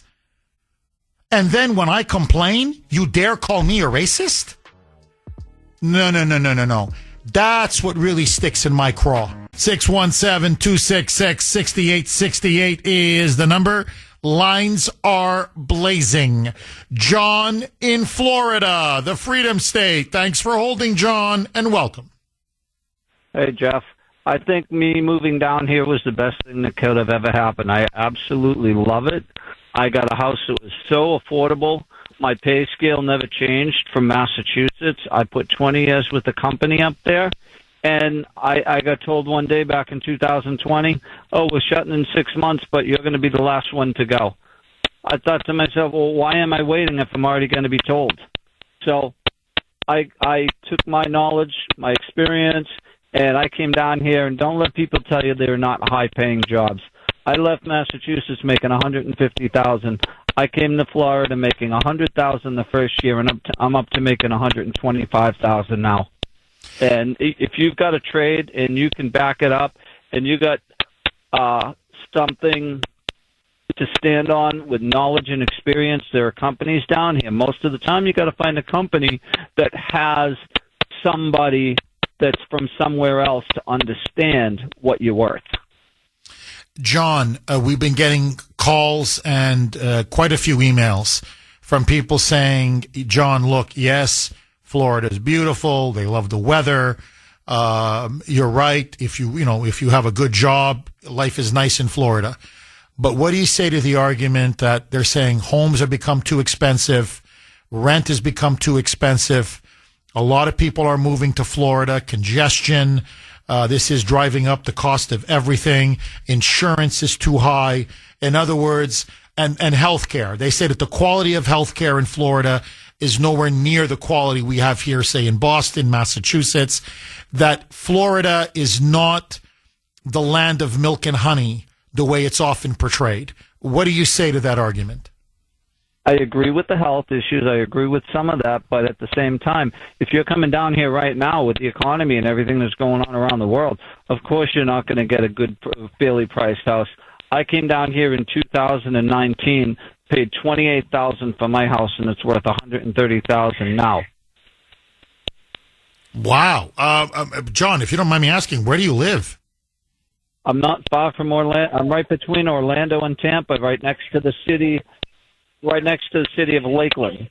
And you got a house for John. Sorry, you got a house for $130,000. I have a house that's worth $130,000. I paid $28,000. It's not a shack. It's called a manufactured home, and it looks no different from what you live in. The only difference is that mine was put on an assembly line and brought it here in 2 trucks and managed and put together. I'm in a 55-plus community. There's 500 homes in the community where I live. The downside is I don't like the fact that I have to pay a $700 a month lot rent to live there, but I own the home. Out of the 500 homes in there, there are 80% of the residents in there. I'd say 70 to 80% of them are from Massachusetts and somewhere else. I know people in here from Braintree, Weymouth, Quincy, Scituate, everywhere, all from up north. Interesting. Wow, interesting. John, thank you very, very much for that call. I really appreciate it. 617-266-6868 is the number. Okay, so I want to ask you, are you thinking of leaving and going to a red state? There are now reports, studies coming out that blue states are hemorrhaging people, workers, taxpayers, not just, retirees. These are young workers, taxpayers. The workforce is hollowing out. The middle working class is hollowing out. They're leaving. Massachusetts now #1 state, but it doesn't matter. New York, New Jersey, California.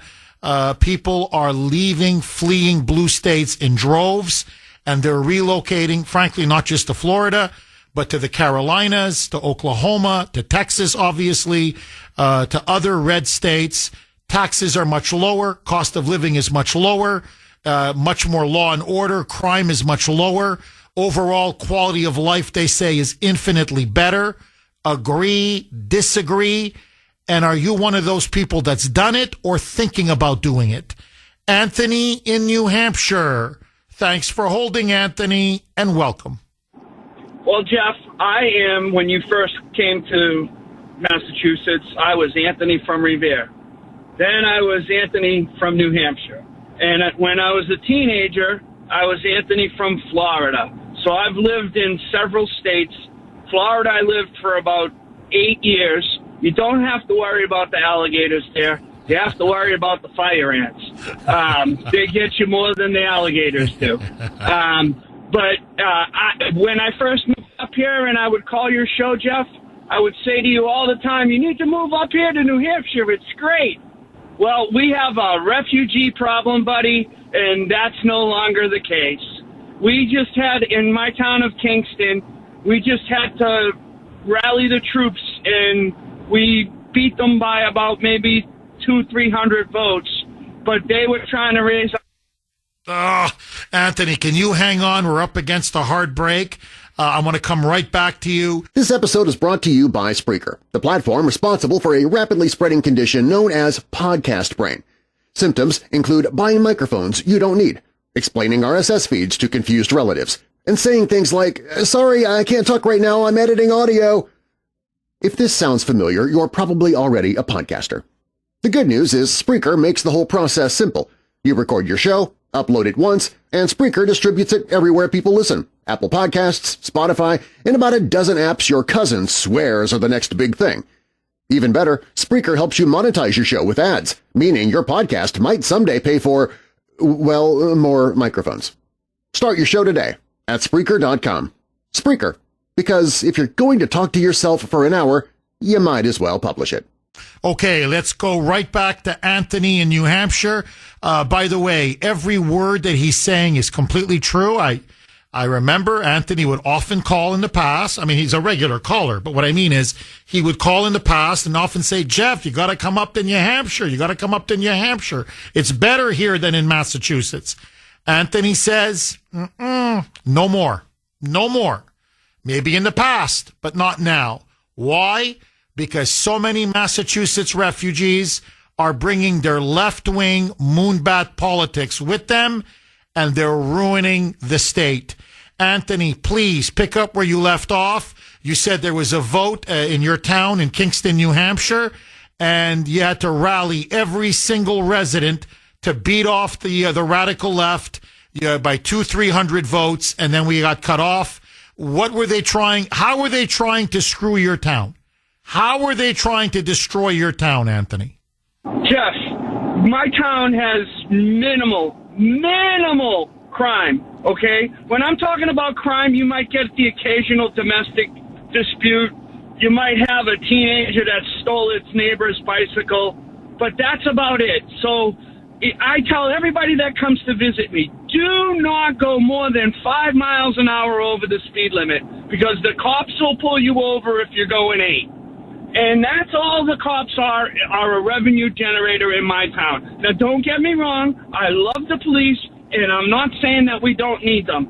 They were trying to add 2 more full-time cops, Jeff. 2 more full-time cops, okay? Then the recycling plant. I didn't even know that we even had a recycling facility, okay? They had a part-time guy there. They were going to make it full-time, okay? And the only way that I knew where the facility is now is because they got one of those giant highway signs flashing with the lights that tell you which the roads are closed or whatever. It's saying this facility is now permanently closed. I have no clue where it was, and I drove by it almost every day, Jeff. So, I have to pay $33 a day for the privilege of having a mortgage. $33 a day. When I first moved up to New Hampshire, the roads, when it snowed, it was like night and day between Massachusetts and New Hampshire. You know, it was like, oh my God, how do they do it? Like, these roads are beautiful. Now, you have to wait hours and hours and hours for the plow guys to come by. The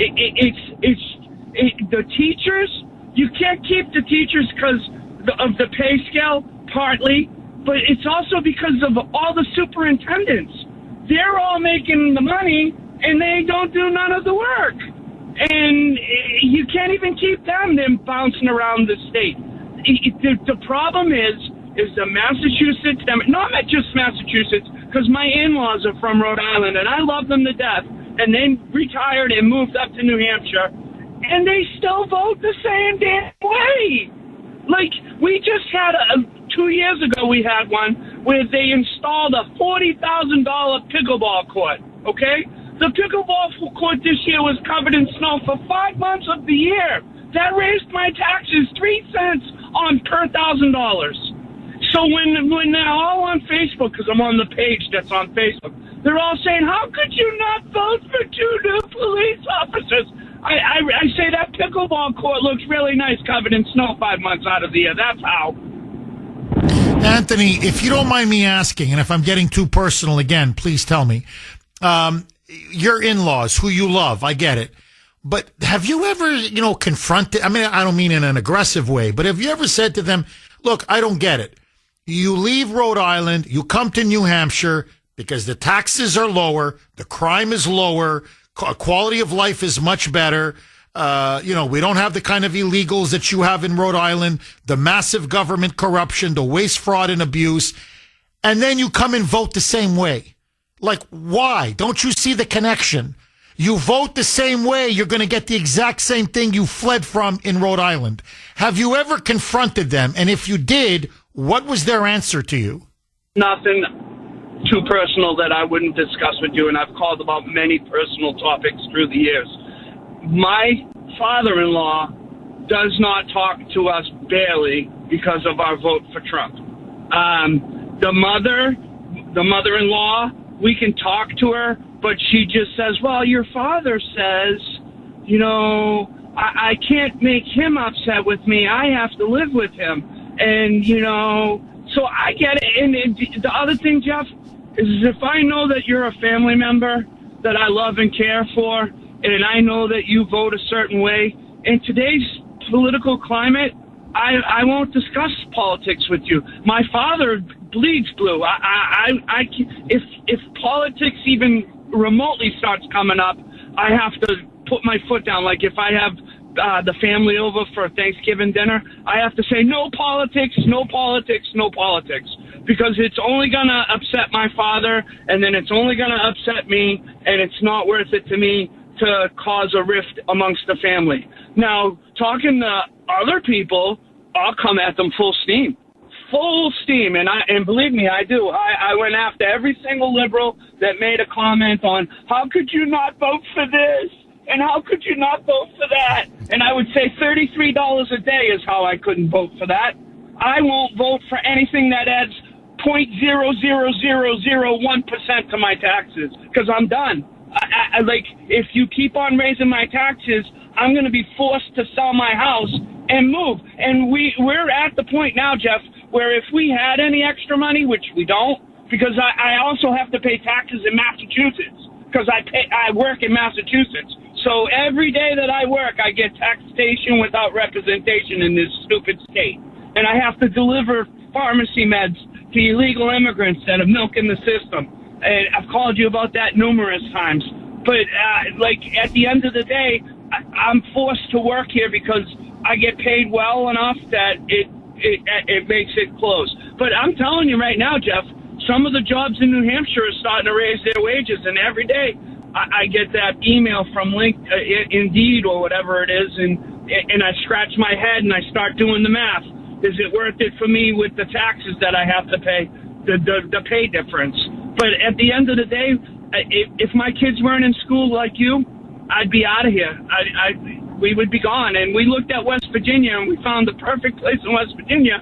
But the problem is that we with our loan rate, we were smart. We got in right when Trump first took office, and the mortgage rate was at 3.4% or something like that.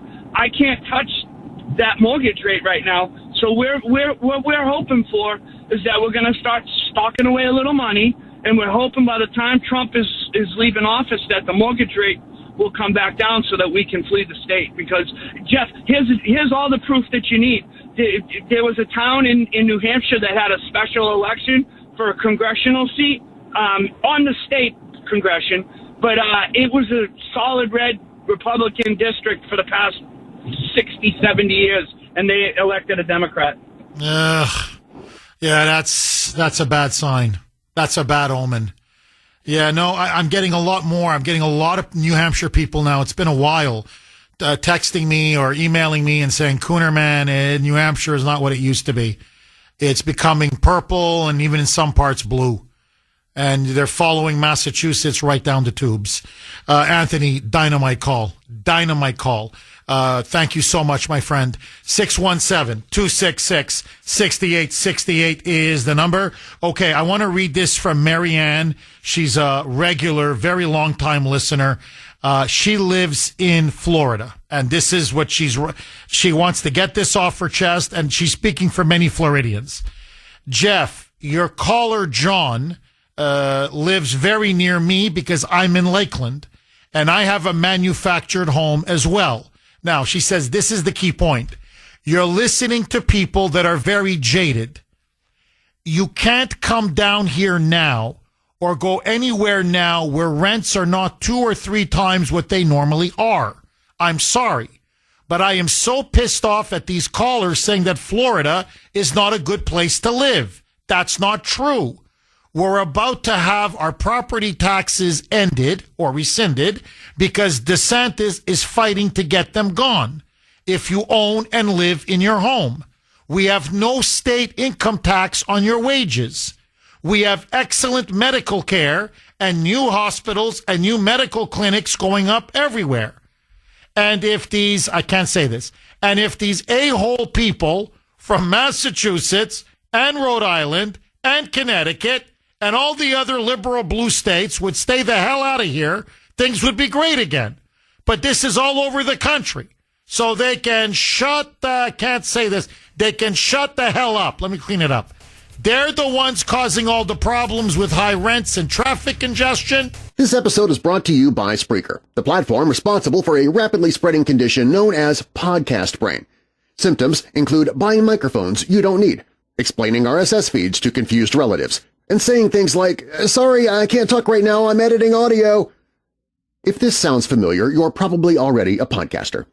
The good news is Spreaker makes the whole process simple. You record your show, upload it once, and Spreaker distributes it everywhere people listen. Apple Podcasts, Spotify, and about a dozen apps your cousin swears are the next big thing. Even better, Spreaker helps you monetize your show with ads, meaning your podcast might someday pay for, well, more microphones. Start your show today at Spreaker.com. Spreaker, because if you're going to talk to yourself for an hour, you might as well publish it. Ryan in Worcester. Thanks for holding, Ryan, and welcome. Jeff, good morning. I wasn't sure if I was going to make the cut in the last 10 minutes or so. You made it, my friend. I made it, yes. Yeah, no, I was kind of piggybacking off of someone. They were talking about the traffic. Remember the traffic before? With yes. The mentality of the people in Boston and stuff like that. Oh, yeah. I mean, I'm an overthinker. I think it has to do with it could have anything to do with, like, even sports teams that are winning. They have this winning mentality. Everybody has to get there first. Everybody has to do this. I mean, I was born and raised just south of Worcester, a little small town, Northbridge. But I lived in Fall River, New Bedford, Dartmouth area, and I used to have to drive up to Cambridge every morning. And I would have to leave the house at 3:50, 4 o'clock in the morning just to get there for 6 when my start time was for 7, because God forbid I leave 15 minutes later. And when you're going from the 24, 93, 95 split, it's like the third turn at the Daytona 500. You leave. No, listen, you leave. You're right. You leave just a little bit late and you're finished. I mean, you're caught in such traffic. Welcome to Ryan. That you're almost defining my drive in the morning. I leave my house at 3:30. I have to leave it at 3:30 because if I leave at 4:10, 4:15, I'm cooked. Forget it. I don't make it for the show at 6 o'clock. But anyway, please, I didn't mean to cut you off. Go ahead, my friend. No, and then it's like the morning in, that's fine, but then the afternoon.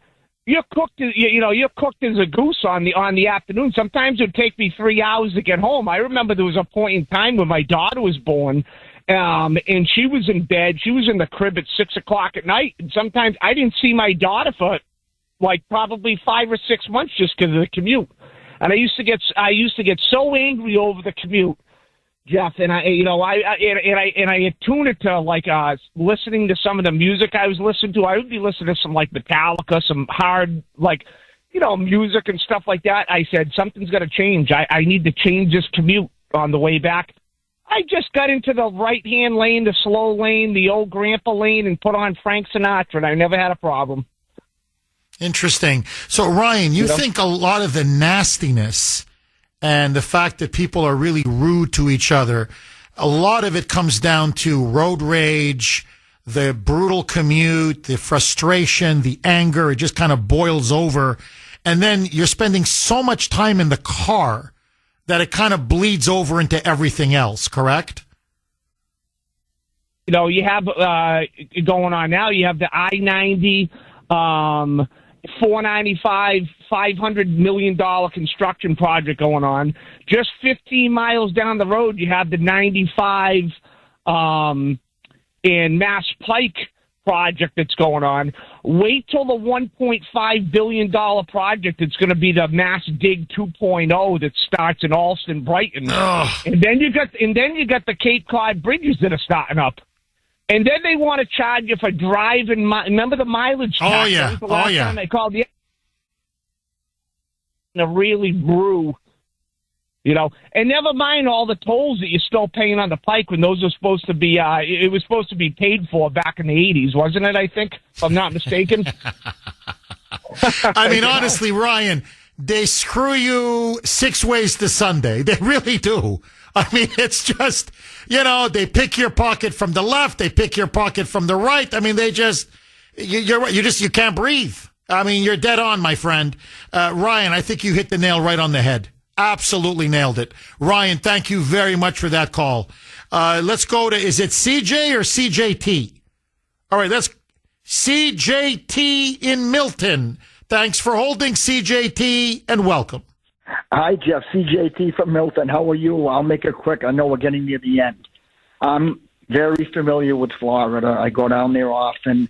I know many people that have moved there. They're completely happy. They would never move back. You know, I'm intending on spending more time there in the future.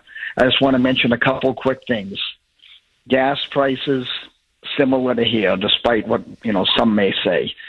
Real estate prices, if you get away from Southwest Florida, which is like Little Massachusetts, you get away from Broward County, West Palm Beach, much cheaper than here. You get nice houses, nice pieces of land, a lot of open space around you. Car insurance, similar to Massachusetts, you know, it's just the way it is. The health insurance, the health care down there is very good. You know, this idea that it's somehow so much better here, not true. Interesting. They have a lot of older people in Florida. They live long, happy lives down there. Maybe for the most complicated operations, it might be a little better here, but that would be it. Otherwise, it's very comparable, very good. And CJT, obviously the big one, no state income tax, correct? State income tax, absolutely no estate tax. Even though they raised the exemption to $2 million here in Mass, a lot of people. No, I hear you. No, look, CJT, look, to me, the no state income tax, honestly, just that alone. I mean, just the state income taxes, they hose you down here in Massachusetts.